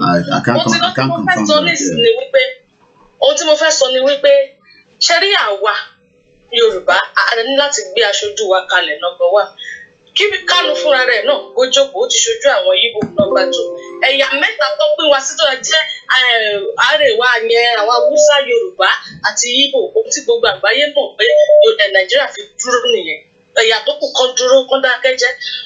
Ni pé kí á lọ sórí international table bóyá court of Supreme Court ní o international court tá a máa gbá àwọn people tó níbi tẹ̀ wá mi fẹ́ dárúkọ wọn tó nílẹ̀ àyẹn lọ pé ẹ̀yin lẹ́wà so wá pọ̀ ẹ̀yin náà ló kọ́ fún ẹ̀kọ́ tó bá ti pè tí wà dára a ní orí ọ̀fẹ́ láti gbéyà bí wọ́n fi èsì fún wa níbi aspect yẹn pé bóyá àwọn sọdá àbáwọn sọdá and the written document fún wa ká fi bá wọn jà because ibi tí ọ̀rọ̀ yìí ń lọ mo rí pé àwọn ènìyàn yẹn wọ́n ti rí pé ojú wa ti là àti ráṣẹ́rẹ́ àwọn àti rí ohun gbogbo àwọn gan ò fẹ́ kí ó ṣeé ṣe ìyẹn àwọn tó ní ibùtẹ́ wà yẹn ṣùgbọ́n bọ́lọ́run ti wà Olúwa dójú tì wọ́n because àwa wà ní òkè òkun ọkàn wa balẹ̀ pé ààbò dájú lórí wa ẹ wo àwọn tó wà nílé àánú wọn ń ṣe nítorí pé ọ̀pọ̀lọpọ̀ nílẹ̀ Yorùbá kí ló fẹ́ fi jà mo mọ̀ pé àwọn bàbá wa ní nǹkan tí wọ́n lè ṣe o tí wọ́n tẹ̀ dín ní ká má sọ̀yẹn lórí afẹ́fẹ́ mo mọ̀ yẹn dájú ṣùgbọ́n káwọn bàbá wa tó sọ pé àwọn dìde ẹ̀rí mọ iye ẹ̀mí tó ti máa sùn àwọn yẹn tó ń tẹ̀rí ṣò tó wọ́n wọlé yẹn wọ́n bá bẹ̀rẹ̀ sí ní wọlé tó àwọn èèyàn nínú abúlé yẹn tó ń lọ́rọ̀ ń dúnbù wọn kílẹ̀ tó mú kẹ́nìbọ̀dì tó mọ tó ń ṣẹlẹ̀ ńkọ́ tí mo ṣe wáyé I'm boiling I don't know pé àwọn èèyàn wá jí lójú oorun eléyìí ó tẹ̀ ti dójú ẹ̀ pátápátá báyìí tọ́lá á ràn wá lọ́wọ́ lórí petition tẹ̀ ń sọ yẹn èmi tún wò pé ká tún gbogbo another way mi apart from that ká tún gbogbo nǹkan báwọn tó níbi tẹ̀ wáyé gan ká tún gbogbo nǹkan báwọn jà kí gbogbo orílẹ̀-èdè gbogbo nǹkan dá sí Ọlọ́run á gbà fún wa o ẹ ṣeun sà. There's something showing on the screen of the program. I'm trying to take it out, and I think the machine is overworking, and that is the reason why I can't take it off. So bear with me. I wanted to put in. I think when Sister Boki was talking, I wanted to quickly write something, but I think it's got frozen, and the mic sometimes goes like that to the end of the broadcast. So bear with me if you can see like a kind of an image coming on the screen. We're also sorry for those that listen to us on the Mix LR. Unfortunately, we couldn't get the sound coming out of it. So we will take calls, but please let me just, because when I take a lot of calls, sometimes what we want to say, we probably forget about it. So whoever is calling, bear with me, I will not pick the call. On the 1st of October, we must make use of our Twitter handle, and I hope you've got one. I hope you have a Twitter handle. And Tobani Twitter handle, which I am going to show you where I am going. Unfortunately, I hope the screen will be able to show what I want you to see. So let's go on Twitter. and I'm going to go onto the home page. This is my account with the ICO farmers that we created some years back, but let me log in using Olayomi Koiki. So this is my page on Twitter, right?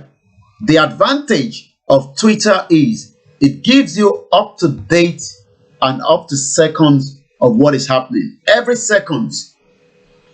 So on the day of the rally, we are going to be making use of this Twitter that you have, your own Twitter account. Let's take this caller because this caller is not going to agree because the call keeps coming through. From Mr. Koiki. I'm calling from Jam. My name is Abiodun. I don't multi-pass program is. I mean, multi-pass message is Sadara Mibai. Now, petition the professor of the Lori. Okay. Our name diaspora Mibai. I think we have a lot to do. I want to share in petition. Number one, because I want to in Nigeria, most of them, I want to get to a lodger everywhere, most of them they are not aware of this petition. Why can't we do it this way? Everybody who are on the platform, from Germany, from America, everywhere, come every month, buy the $5, buy the €5, so that I'm employ our boys and girls in Nigeria. They will be going from market to market. Let's create awareness to those women and men. I'm employing one so that create awareness throughout the markets. Then most of them want to sign petition here. Awareness here. They want idea let's sign sign petition here. In that way, we get more people to sign the petition. I'm employ àwọn èèyàn ní Nàìjíríà finance wọn fún therefore logistics. Okay. Every month. Okay. All right. Because suggest that they should be on the ground. I'm employing money maybe for 3 years, maybe for 4 years to tell everything. No. I don't tell you 4 years ke àti máa wà ní Nàìjíríà nìyẹn àti lọ lágbára Ọlọ́run before then.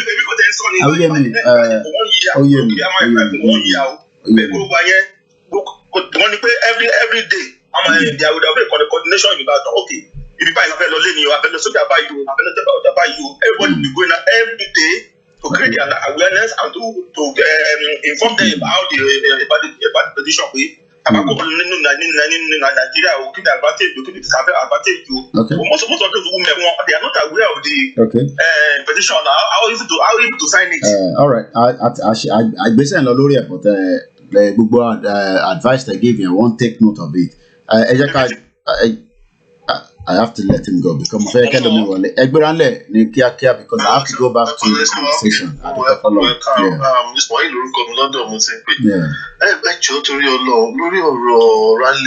To the first Nigeria mo fẹ́ put attention in sí lọ́rùpa ọ̀rọ̀ Olóyè Sunday Igboho kí la fẹ́ sọ̀rọ̀ mọ́ because ẹ mọ̀ pé náà ní sí láì pé trade life ẹ̀ ní sí wọ́n sí threatening ẹ̀.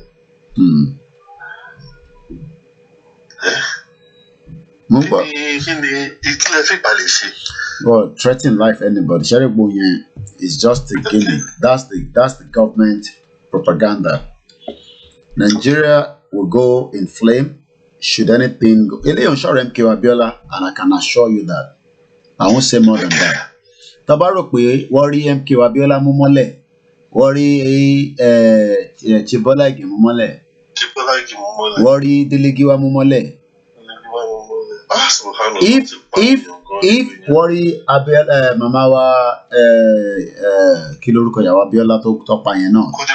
Kudirat. I would mo fẹ́ sọ dáàdì lẹ́nu wọn ti ní kí n gbé sí kí mo kọ̀ tún ó dẹ̀ ni tí anyway ẹ jẹ́ kí n jẹ́ kẹ́ máa lọ consider pé tẹ́ fẹ́ jẹ́ kí n lọ trigger yẹn jẹ́ ìrànlá fílẹ̀ bẹ́ẹ̀ àsọ̀rọ̀ níta.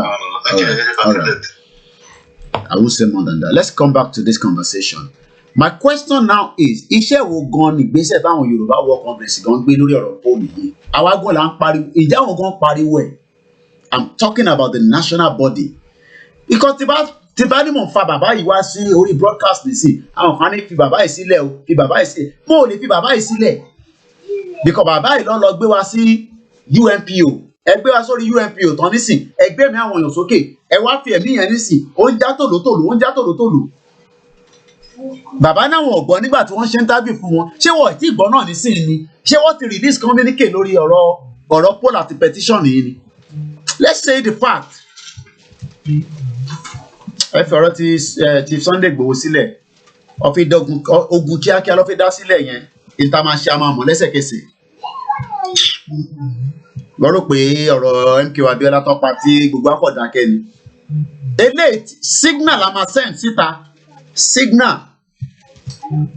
Ẹ rò pé àwọn èèyàn dúró níbi tó wà ní. Fi hàn sílẹ̀. Ìbéèrè tí mò ń bi gbogbo wa láàárọ̀ yìí nísìnyí ni pé nígbà tí wọ́n interview Professor Banji Akintoye fíyàn kankan máa ti pè mọ́. Ó ti lọ bí how many weeks nísìn tó ti ṣe interview yẹn. Ìgbésẹ̀ wo gan ló ń gbé? Hello, Yomiti. Yeah. Hello. Mo ń gbọ́. Yeah, sorry, I want to go back to the conversation with regards to the petition and the polling. The gentleman, not the gentleman that called with regards to some of the guy before them, made a very valid point in terms of creating the awareness back for those. Let's leave that one alone, Sister Buki Taiwo. Let's talk about the Professor Banji Akintoye. UNPO that they went to register Yoruba people is why Yoruba people now are so excited that we are leaving Nigeria. Why are they not talking by him releasing communique on this petition and the poll? Who is fooling who? Please. Let's leave the conversation about the people now. Let's come straight to the real conversation. If they have internal problem there, if they are not talking about it, then who are we to continue to push this when he is the leader that we are following behind him, and we have said that we will sacrifice for him, but yet he has not said anything on this petition and the poll. Who is fooling who? So, Sister Bukita, well, let's leave that, please. I'm so hungry now. Let them beat me by. Kí là ń sọ gan sẹ? Ẹ wá sórí ètò, wọ́n bí yín níjọ́ yẹn, bàbá ní òun ò gbọ́n kankan, ẹ gbọ́n kankan, ṣé ẹ ti gbọ́n kankan náà nísìn látijọ́ yìí ni? Ẹ ti gbọ́n kankan. So, look guys, ẹ lọ prepare to fight o gbogbo ilé ìta ti ṣe yìí mẹ̀kẹ̀lẹ̀ ní o. Èmi ti ẹ kókó mọ̀ èmi, I'm telling you the truth. Èmi ti ní one way ticket èmi sọ́wọ́. Mo ti tọ́jú owó yẹn pamọ́. Lọ tọ́jú owó tiẹ̀ náà pamọ́. Tó bá jẹ́ ọkùnrin gidi nìyẹn. Tó fi liberate wa kúrò nínú takosi. Tá bá dúró de gbogbo ilé ìta ń dúró de yìí. Wo 10 years from now, a ṣì máa wà nínú contraction Nigeria. Ọlọ́run dẹ̀ ní jẹ́ kémi wà nù ẹ̀. So better ká da gbogbo ẹ̀rù. Fact ni mo gé fún yín yẹn o. Fact ni mi ti sọ yẹn. Some people might not be happy with it. I don't care. Ẹni ẹ̀gbọ́. Ṣé ẹ̀ tí gbọ́ náà ní sí? Pé wọ́n sign petition and poll. Why have they? Let me even go and look at their website and see if they've already put the link there. Because it's easy to come and be talking. Let's go and look for their link. Yoruba World Congress. Let me go on their website. Ṣé wọ́n tẹ̀ ti fi link yẹn gan sórí page wọn? This is their own page. Let's see if they have the link there. Do they have the link there? No. Who is fooling who? Who is fooling who? This is the Yoruba World Congress website. And I cannot see anything that have the link of, even if you don't like the poll, right?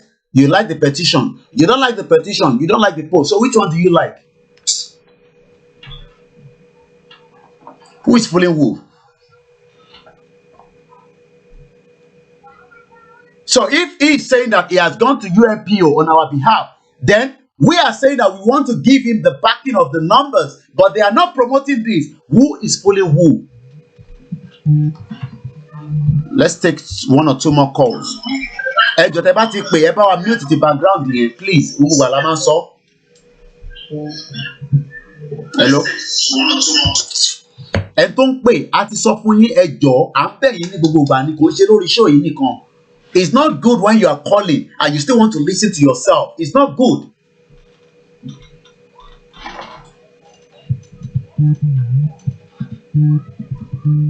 We should not bring that yet. So Professor Banji Akintoye that they told on a live broadcast, he said he did not hear it. So up till now, they cannot even have informed him officially.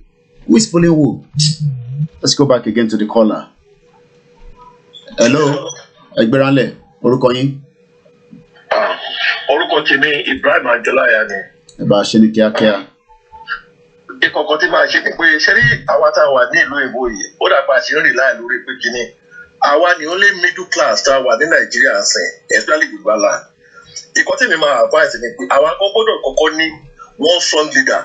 Ṣé ní gbogbo àwọn bàbá yìí, wọ́n ti ní nǹkan tó ti fi gbogbo wọn tó lè fi blackmail wọn. Àwa ni kọ́lá wà self independent ní báyìí.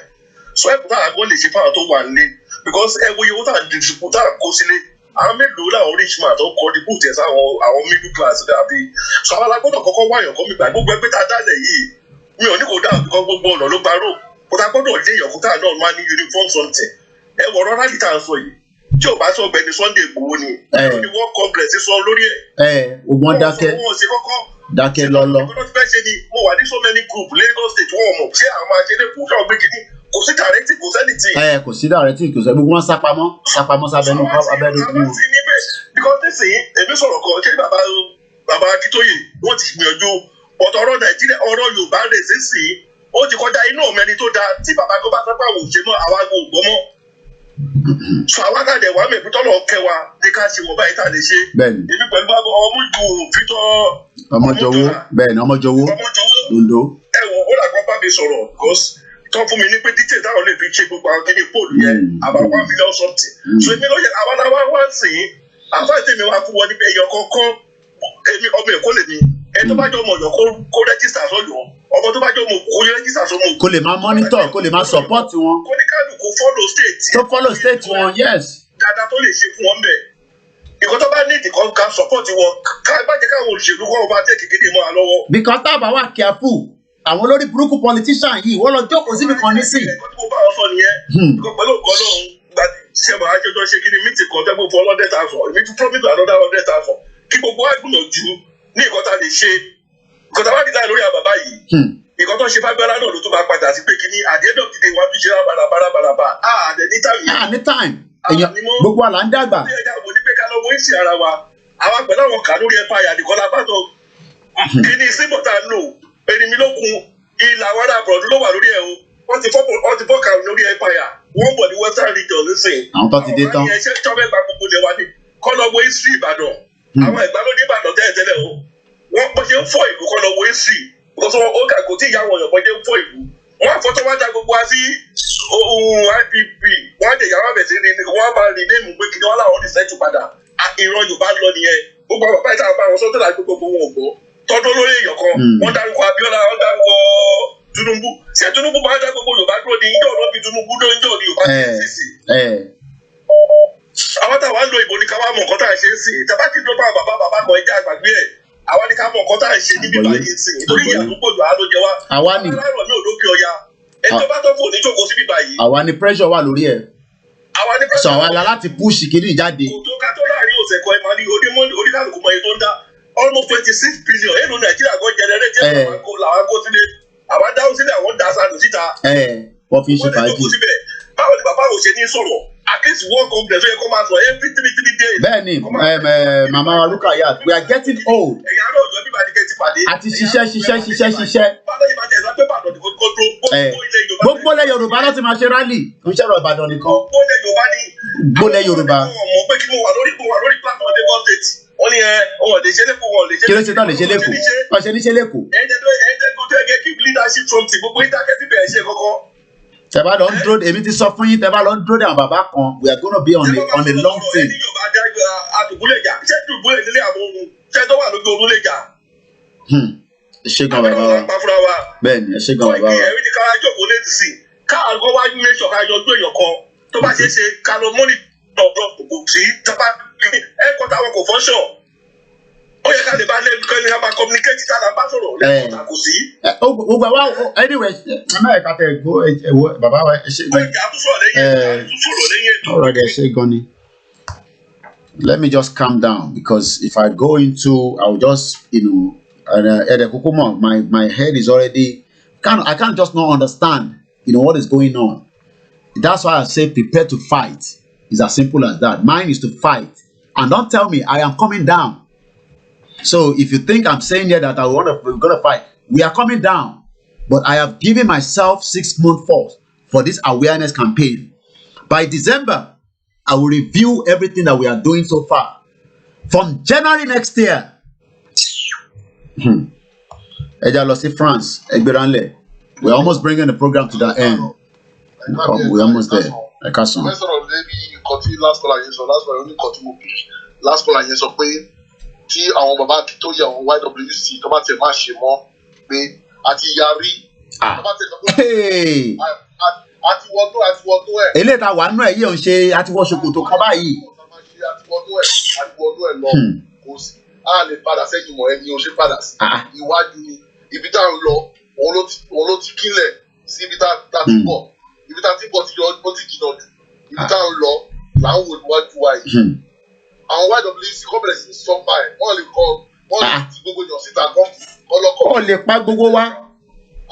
Federal government cannot kill the whole Yoruba people. Kò possible. Kò possible. Ṣọ́fẹ́ wipe gbogbo generation kan tán ni. Ẹ̀rù òṣìwò là ń bà. Tó wá ṣe ní ti ìbéèrè ní ti olórí burúkú tó wá ṣe bí àwọn kan mọ̀ pé wọ́n lè bá wa. Wọ́n lè pa gbogbo wa. Kò possible. Even when teacher, bàbá mi teacher bá bẹ̀rẹ̀ lẹ́nìí, federal government cannot kill everybody. Kò possible. Àwọn akọ́kọ́ òjòbí tó wà Nàìjíríà kó máa. Ẹ rò pé tíjà bá ṣẹlẹ̀, ẹ rò pé tíwọ̀ bá ṣẹlẹ̀ ní Nàìjíríà lẹ́nìí, ẹ rò pé inú lẹ́nìí kan ló ti máa jà ní. A máa jà níta náà. Àwọn tí ẹ mọ̀. Ẹ rò pé inú lẹ́nìí kan ló ti máa jà ní. Wọ́n máa jà níta náà. Àwọn tó wà lóyún ìbò kírẹ́tà lè wá sílé wá jà. Tó bá dójú ẹ̀ kọ́ máa wọrí. Ìwé wà láti lọlé, àwọn lọlé bí omi àti bí délé kò jìnnà 6 hours ní. 6 hours ní. Àfikún ẹ má gbé anybody láti abroad tó padà lọ sí location yẹn. Káwọn tó wà lé kọ́ máa lọ kọ́ máa rò pé àwọn tó wà bí àlùwálé o. Àti wálé jù. Tàbá wálé àtẹ̀jú wálé direct táwọn máa gbà wọlé. Àwọn náà ni mo sọ àtẹnilé rẹ̀ direct because by that time airspace gan ti já wálẹ̀. Káwọn ti Nàìjíríà kọ́kọ́ jí o kọ́ máa sùn ẹ jí gan. Ẹ ṣé gan bàbá wa. Ẹ ṣé kú ẹ̀dùn. As I'm bringing the broadcast to an end, I have about less than 11 minutes. I'm going to close it now. So that will be my last call. And so let me just break. Sorry, I couldn't take the screen of that title, but we'll just manage it. Let me say something clear before I end this show today. We are not Awolowo time, and this is not MK Abiola's time. We are ready. Fully ready. Forget about somebody will say, you sit down in London, you are shouting, somebody will say, that shit old country where everything is not working for you in the first place. So who are you going to be telling that, you are putting people on pressure? Who's putting people on pressure? Do you know the pressure inside that shit old country you call Nigeria, where nothing is literally working? This is a time. What we are doing at the moment, look, the international community can pretend like they don't know, but October 1st, at least they will know. So on the 1st of October, before I finish up, let us make sure that when you go to tweet, which I'm going to do right now, on a live. So I'm going to type in now October 1st rally. October 1st rally. Everybody must go and have a Twitter account. So as I type in October 1st rally, there's somebody that I want to tag. 2 of them. You go on the hashtag and then you click Donald Trump. And it's going to come up. You tag him. This is what we're going to be doing on the 1st of October. I have started doing that. I hope you are doing that. Don't sit down on Facebook alone. We don't own all this platform. We are only making use of them to get our message out. October 1st rally. We can do so many things. Also, you do like that. Another at sign. United Nation. Always make sure that the one you are tagging is not the wrong person. If you cannot see it, you can type it down. United Nation. It will come up. That's it. You tag them as well. You tag Boris Johnson. This is a live how to do it, and I hope you can see. Sorry, I know the screen, but I can still see it anyway. It's going through. You tag also Boris Johnson. You can also tag the UNPO. Let them know that we are angry, we are upset. UNPO, you tag them as well. Then you can then also do what they call the hashtag sign. When you put that, then you type in Odudua. It will come up with a lot of people that have done Odudua before. You see, Odudua. Ẹ jẹ́ ká lọ register on Twitter. This is the best way to let Donald Trump on the 1st of October pick up our message. Let him know that we want to leave this contraction. Okay, somebody can tag Putin. You tag Putin as well. That's the Russian president, Putin. What's his handle? Sometimes they use a kind of different handle, so I need to be sure that I'm not tagging anybody. So what I will do is I have to go and look for Putin Twitter. Vladimir Putin Twitter. I'll tell you which one it is. Go and get to know. Yeah, I've seen it. Yeah, it's Krame Russia. KRE. Remember, don't go and type in. Don't go and type Christian Kerry Nigeria. That's not what we are looking for. Remember who you are tagging. Always don't be in a rush. At home, you have already taken the day off. Don't go back and work on that day. Let's make use of it. Sit down at home. You see, Russia, president of Russia, you tag them. Who should we tag again? Tell me who you should tag again. Anybody? We should tag again?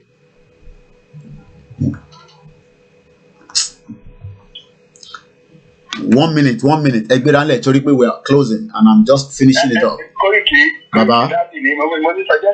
Hey, daddy. Àṣẹ baba, àṣẹ baba mi. Yeah. Egberanle. Okay. Bẹ́ẹ̀ni. Ìtasọ̀ náà nìyẹn, àwọn òṣìṣẹ́ rẹ̀ wá dẹ̀ nìyẹn, wọ́n ní kò lè possible bẹ́ẹ̀. Ṣáàtú láti máa bẹ̀rù tó yẹn ni. No. Mẹ́fà. Bẹ́ẹ̀ni. Nigerian house. Okay, I'll do a screenshot. Anybody can do a screenshot as well for me. Okay, ẹ má sọ̀rọ̀ lọ bàbá. Ẹ má sọ̀rọ̀ lọ, mo ń gbádùn yín. Okay. After that, ẹni tó bá lè tún ní àǹfààní, kọ́ lọ sí Piccadilly, kọ́ dúró mẹ́fà, kọ́ káàkiri bẹ́yẹn. Tó gbogbo àwọn ní London Bridge, gbogbo ẹ̀. Mẹ́fà bẹ́yẹn. Okay, don't tag China. Somebody say don't tag China. Okay, all right. Okay, ẹ ṣé gan ni. Ẹ ṣé gan ni bàbá wa. All right. Ẹ ṣé gan bàbá wa tó pè. Ṣẹ́rí a máa release gbogbo Twitter handle everybody, but ẹ bá ti rántí wọn ẹ máa sọ fún mi báyìí. Wọ́n ní ká tún tag EU, ECOWAS. So bá ṣe máa ṣe lélẹ́yìí níjọ́ yẹn, a fẹ́ make sure pé gbogbo wọn pátápátá ECOWAS tàtú ní ká tag. Mo ń wo gbogbo Angela Merkel gbogbo wọn pátápátá lọ ní ṣẹ́rí bá ṣe ń tweet yìí. Tó bá pọ̀ dáadáa níjọ́ yẹn ṣe rí àwọn tó wà lábẹ́ wọn tó jẹ́ àwọn ọmọ ìlú wọn gbá máa pé àwọn tún lè lè tọ́lọ̀ bá wa ṣe tí ẹ mọ̀ pé Donald Trump òun kúkú gbádùn tiẹ̀ kókò lọ bá wa retweet bíi 2-3 that's it ó fún wa ní publicity ọ̀fẹ́ nìyẹn ká tó ní ká tag wọ́n ní ká má tag China wọ́n ní ká tag àwọn French president Macron nìyẹn jẹ́ gbogbo kínní la máa gbé jáde dáadáa a máa gbé jáde ní bẹ́ẹ̀ ṣe máa rí dáadáa fẹ́ wá ti French president ìgbà míì èmi náà kì í mọ gbogbo wọn délẹ̀ but so yẹn la ṣe máa láti ṣe mo mọ̀ pé yàn kan ti bá wa ṣe tó bá mi send then sometimes ẹ lè tagi BBC ẹ tagi àwọn náà ẹ tagi Sky News ṣẹ́ríjọ́ yẹn àfẹ́jẹ́ kó jẹ́ breaking news ẹ tagi AFP ṣẹ́rí àwọn AFP yẹn ló ń pè ní news agency ṣẹ́rí news táwọn bá gbé níjọ́ yẹn ṣẹ́rí tá a bá ṣe pọ̀ sí wọ́n ní ká tagi Canada kí nìyẹn ń jẹ́ náà máa fẹ́ wọ́rúkọ wọn gangan because sometimes they use their Twitter handle gbogbo ilé náà la máa ṣiṣẹ́ lórí I will work on this maybe today màá wá gbogbo handle yẹn àwa send it sí yín so kí ni Justice Trudeau kò ló ń jẹ́ kí nìyẹn ń jẹ́ náà màá tag ìyàwó Donald Trump náà mo ti rí Justin Trudeau Justin ló ń jẹ́ ẹ jẹ́ kí ó tún lọ Trump ṣẹ́rí tẹ kò bá jẹ́ gbogbo àwọn ọmọ Trump portfolios náà ẹ bá wa táàgì ẹ táàgì gbogbo wọn àwọn ti Trump yẹn jẹ́ káwọn yẹn tẹ̀ pọ̀ dáadáa Trump ẹ táàgì ìyàwó Trump náà ẹ táàgì wọn ìyàwó ẹ̀ kọ́lọ́n lè bá wa kó sí nínú kó bá wa bọ́pọ̀ ẹ̀ sọ̀rọ̀ nígbà tó bá wà lórí bẹ́ẹ̀dì pé àwọn Yorùbá máa pè lórí àpò orí kankan lórí Twitter ṣé o ti rí baálé mi kó ní wọn ò tí rí wọ́n máa pọ̀ wọ́n wọṣọ àwọn ọlọ́pẹ̀ ní Yorùbá I keep saying they keep tagging me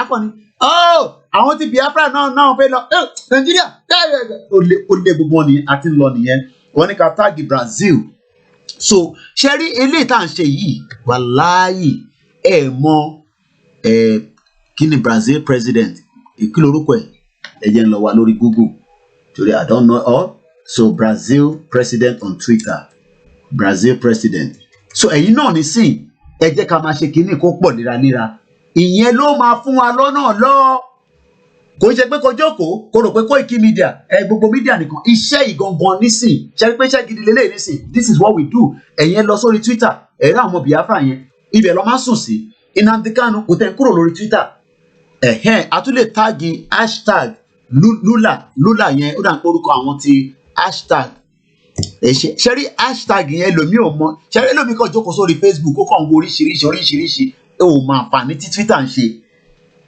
wọ́n ní ká táàgì Germany Australia so at least we all have an idea what I'm talking about please we all these names a máa fi sórí United Nations Secretary àti táàgì wọn lẹ́ẹ̀kan ókè bàbá yẹn fúnra rẹ̀ ẹ jẹ́ n tó padà sí United Nations kí lórúkọ bàbá yẹn náà tó wà bẹ́ẹ̀ nísìn ẹ make sure pé ẹ má lọ táàgì airline o àwọn tó wúlò gangan ni ẹ má táàgì Manchester United kò síṣẹ́ kankan táwọn yẹn fi ṣe fún wa o kí lórúkọ the new United Nations president ẹ fún mi lórúkọ ẹ Trump is looking for an excuse to deal with Nigeria ṣe gbọ́ wọ́n ní Trump is looking for an excuse World Court League ẹ bá mi lọ gbogbo yín pátápátá ni mò ń bẹ̀ ẹ tó ní Twitter account ẹ mọ Yorùbá kan tó bá ní Twitter account ó mọ tó ń ṣe nìyẹn ẹ̀yin màmá wa tí kò bá yé yín ẹ pè àwọn grandchildren yín ẹ jẹ́ kó bá yín register Twitter account mò ń bẹ̀ yín ni ìjọ yẹn are láti make a lot of noise on Twitter èèyàn kan ní Euro News mò ń follow gbogbo message tẹ́ ń fi sórí kíní mò ń kà UNICEF wọ́n ní ká táàgì UNICEF náà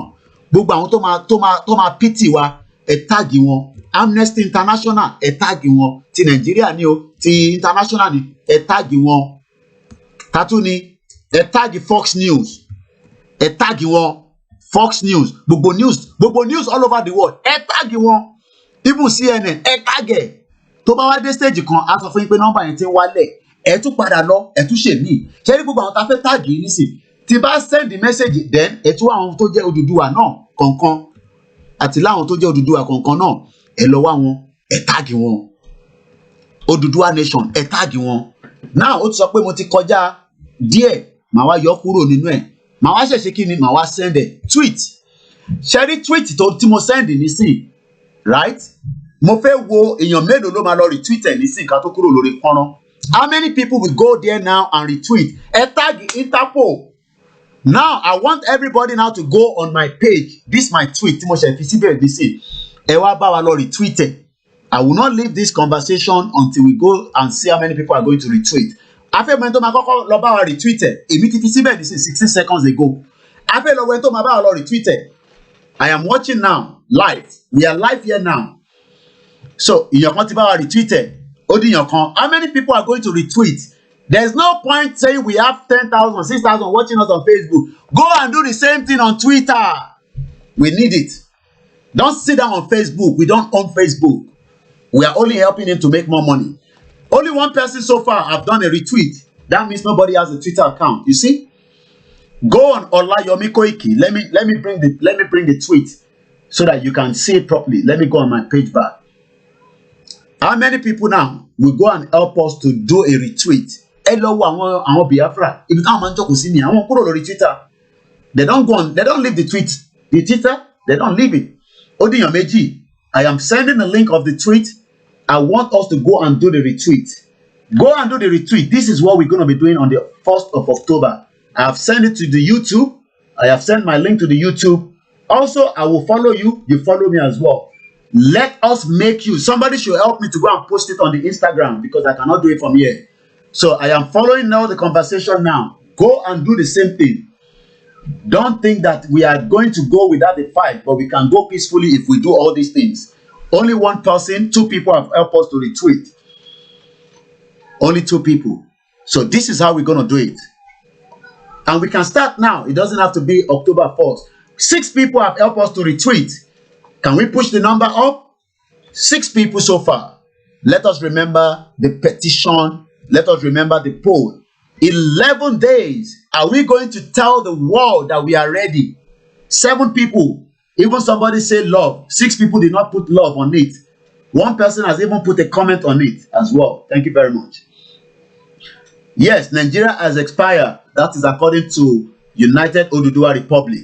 Let me show you so that you can see what I'm saying. I'm going to refresh. You see, somebody has said United Oduduwa. This is live. This is how it's going to happen. Tweet is a live something. Only 6 people have liked it so far. 8 people have retweeted. This is how we get our message across. Don't expect anybody to do it for you and me. We are going to do it ourselves. I'm going to also start tagging the Imam of that Imam of Peace. Let us get as many people. 7 people, 9 people have retweeted. It's going up. Can we push it more? As we are going into the final few minutes before the broadcast this morning. My name is Olayomi Koiki. 12 people have retweeted. This is what I am saying. Now we are talking that we want to leave that contraction Nigeria. All the Biafra, go and help us to retweet. I know you are all sitting there. I see them all the time. 10 people have liked it. Only 12 people. 13 people have retweeted. This is a live. You can see it there in front of you, everybody. This is how we are going to leave Nigeria. They might tell you it's not going to work. Ejeki Donald Trump could pick it. All over the world. The moment Donald Trump can just retweet it, the moment Ajanamaka can retweet it, any one of them help us to retweet it, that tells you that they know that we are going. Thank you very much. Go and do it. 15 people. And we will continue like this every day. Go on Twitter every day. Every day we must be on Twitter. Don't sit down on Facebook alone and say, you are putting comment. Put some of your comment into that conversation. I'm going to take the last caller from Baltimore, and then we will not take any more calls. Because we only have less than 3 minutes. Hello, caller. Okay, that caller is not going to come through. Thank you very much, everybody. My name is Olayomi Koiki, and we hope we will continue to, and that we will create a lot of hashtag. You can create your own as well. When you create it, let us know. Also, everybody give us your Twitter handle. Put your Twitter handle on the comment. Put your Twitter handle. Follow me, I follow you. Follow me, I follow you. Don't just be watching alone on Facebook. This is going to go a long way. Imagine if all these people pick up what we are talking about. That means Nigeria will know that we are not joking. And on that note, I will say, we can get more than 20 million petitions signed in 3 states. Well, we are working on all that. If you don't have a Twitter account, tell your grandchildren to open it for you. It is very, very simple and easy. My name is Olayomi Koiki, and I'm going to be saying a very good afternoon to those that have been with us. Sorry, I can't play the anthem because of the... Okay, I think I should be able to play it from this phone. I say thank you to my back-end team. We will create all those accounts of those Twitter that is very, very important. I will continue to share that from tomorrow. I will not be doing any late night broadcast. I still have thousands of text messages I'm going through. Some people have started donating towards the rally. We will account for everything. We will spread it according to those that are working already. Somebody gave us 250 pounds. Some people donated, I think somebody donated 20,000 naira. Somebody sent 50 pounds. Like I said, if you are donating towards the rally, please make sure you specify rally. If you do not specify the rally, it automatically thinks that it is Koiki Media that you are donating to, and I will just use it the way I use it to do other things as well. So I will put it on record there so that you know the money that you donate for the rally. Then after the rally, we close that. Just a couple of days before the rally, I will just say no, do not donate anymore. But if you want to donate towards the rally, especially for those in Nigeria that we are working with, continue to send the money, and I will just share the money according to those that we know are working. So don't think that you will call me and say, we need money. No, I'm not interested in that. We know those that are working. We know where the money needs to go to. Some of them will have to buy pure water on that day and all those things. So, we need to support them. So that is about that. But please, if you're putting the money in, specify that it is for Oduduwa so that I know Oduduwa rally. It is very, very important. Continue to donate to Koiki Media as well. The person that sent us the £250 was from America, and she specifically says Oduduwa rally, and she also gave us money towards the Koiki Media. I appreciate those of you that are supporting. The media will be there. The job and the role of the media is to bring that awareness. I am working on another big project. I don't want to say that project yet, but it's already in the pipeline. It might come up maybe by next year. I don't know yet, but it will bounce. It will bounce from one end to the other. I won't say more than that. Nigeria government, Timo Tombo. In Tombo, ó máa dàbí tsunami fún yín ni. Fẹ́ tú wa sílẹ̀. Àwa máa sọ fún yín pé iṣẹ́ tí media máa ṣe, òun lójú ń bẹ. And if people do not believe that the media will do a lot of work in this job, then you need to start thinking otherwise. I have said it. I am not doing anything now. I am sacrificing my media, my brand, to make sure that we get what belongs to us. I will work day and night. I will work 24/7. I will serve you. Àfi tó bá jẹ́ pé irọ́ ni mò ń pa. Tó bá jẹ́ pé lórí òtítọ́ ni mo dúró lé, kí Elédùmarè kó bless mi ju bí iṣẹ́ fẹ́ lọ. Tó bá dẹ̀ jẹ́ pé irọ́ ni mò ń pa, káwọn alálẹ̀ kó má pẹ́ kó mú mi kúrò nílé ayé. But tó bá jẹ́ pé gbogbo ohun tí mò ń sọ, orí òtítọ́ ni mo dúró lé, tí ìyà ń jẹ mẹ̀kúnnù, tó ń jẹ kàn ṣe Yorùbá nìkan, tó ń jẹ Ìgbò, tó ń jẹ Hausa fúnra rẹ̀, tí a lè jà fún wọn, a máa gba in tó wà lọ́wọ́ wa yìí. Láṣẹ Èdùmàrè ni mo sọ. On that note, wọ́n ní tá bá ti ń sọ pé Odùduwà, ká máa sọ pé Ọ̀wọ̀. Wọ́n pè mí níjọ́ Wednesday. That individual, I don't know. He called from Nigeria, say, ìgbàkígbà tẹ́ bá ti ń pe Odùduwà, ẹ máa pe Ọ̀wọ̀ pẹ̀lú ẹ̀.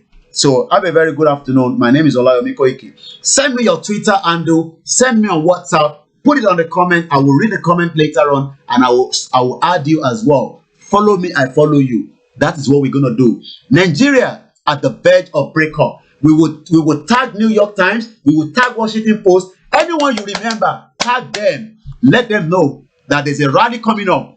Look, they might send their journalists to capture you on New York Times, and you will be there. You will be famous. You don't want that. Not only famous for supporting Oduduwa. Look, on that day of the rally, whether the UK want us to hold it or not, wear your T-shirt. Let somebody take it. Be proud of it. Show them very well on that day. Make sure that 1st of October, don't say because they'll be talking that they will not be rallying in London. No. I will not wear my T-shirt. Wear your T-shirt. Walk around your town center. Let somebody see. Take a picture. Smile. That picture might end up in front of the New York Times newspaper. And that is the end of Nigeria. Nigeria will go down. The government do not know that they are dealing with not just Koiki Media. They are dealing with every one of us. Oduduwa, Umagbiwao. Have a very good afternoon. Let us remember, humanity is why we are doing what we are doing. Our culture, our tradition, and our Muslim and Christian will continue to be inside a new nation. Don't be deceived. Don't go and tell anybody that when we get to Oduduwa, they will not allow Christianity to operate. Yeah, look, it is those Janjaweed that continue to kill us as Christian and Muslim. We are tolerant, and we will continue to be. Have a very good afternoon. My name is Olayomi Koiki. And I'll see if I can play the anthem, and then we close it officially as we normally do. Nigeria must go. I'm just trying to find the anthem, and then we close the broadcast officially. I'll be back again tomorrow morning, and I'll continue to monitor the situation in Nigeria as we monitor the situation outside as well. If you have any emergency news you want to share with me, you know the number.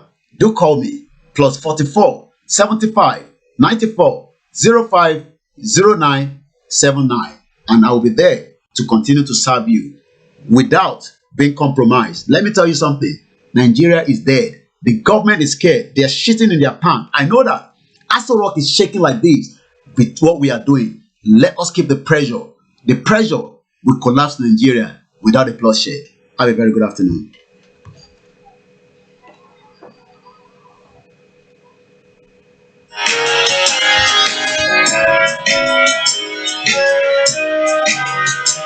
Iṣẹ́ wa kúnlẹ̀ wá. Whoever's calling, please, we've already ended the broadcast, please. Èdè wa kàgbéga, kàgbéga, kàgbéga fàlèrè. Ìgbàgbọ́ wa ni pé bá ti bẹ̀rù làbọ̀ mọ́. Ká ṣiṣẹ́, ká ṣiṣẹ́, ká ṣiṣẹ́ ká jọlá. Ìṣọ̀kan àtòmìnira ni ẹ jẹ́ ká máa lépa. Tẹ̀síwájú fọ̀pọ̀ ire àtòhun tó dára. Ọmọ Oòduà dìde, bọ́ sípò ẹ̀tọ́ rẹ. Ìwọ ni ìmọ́lẹ̀ gbogbo adúláwọ̀. And I'll be back again tomorrow morning at 8 a.m. exactly. Ó dàbọ̀, Oòduà gbé wa o.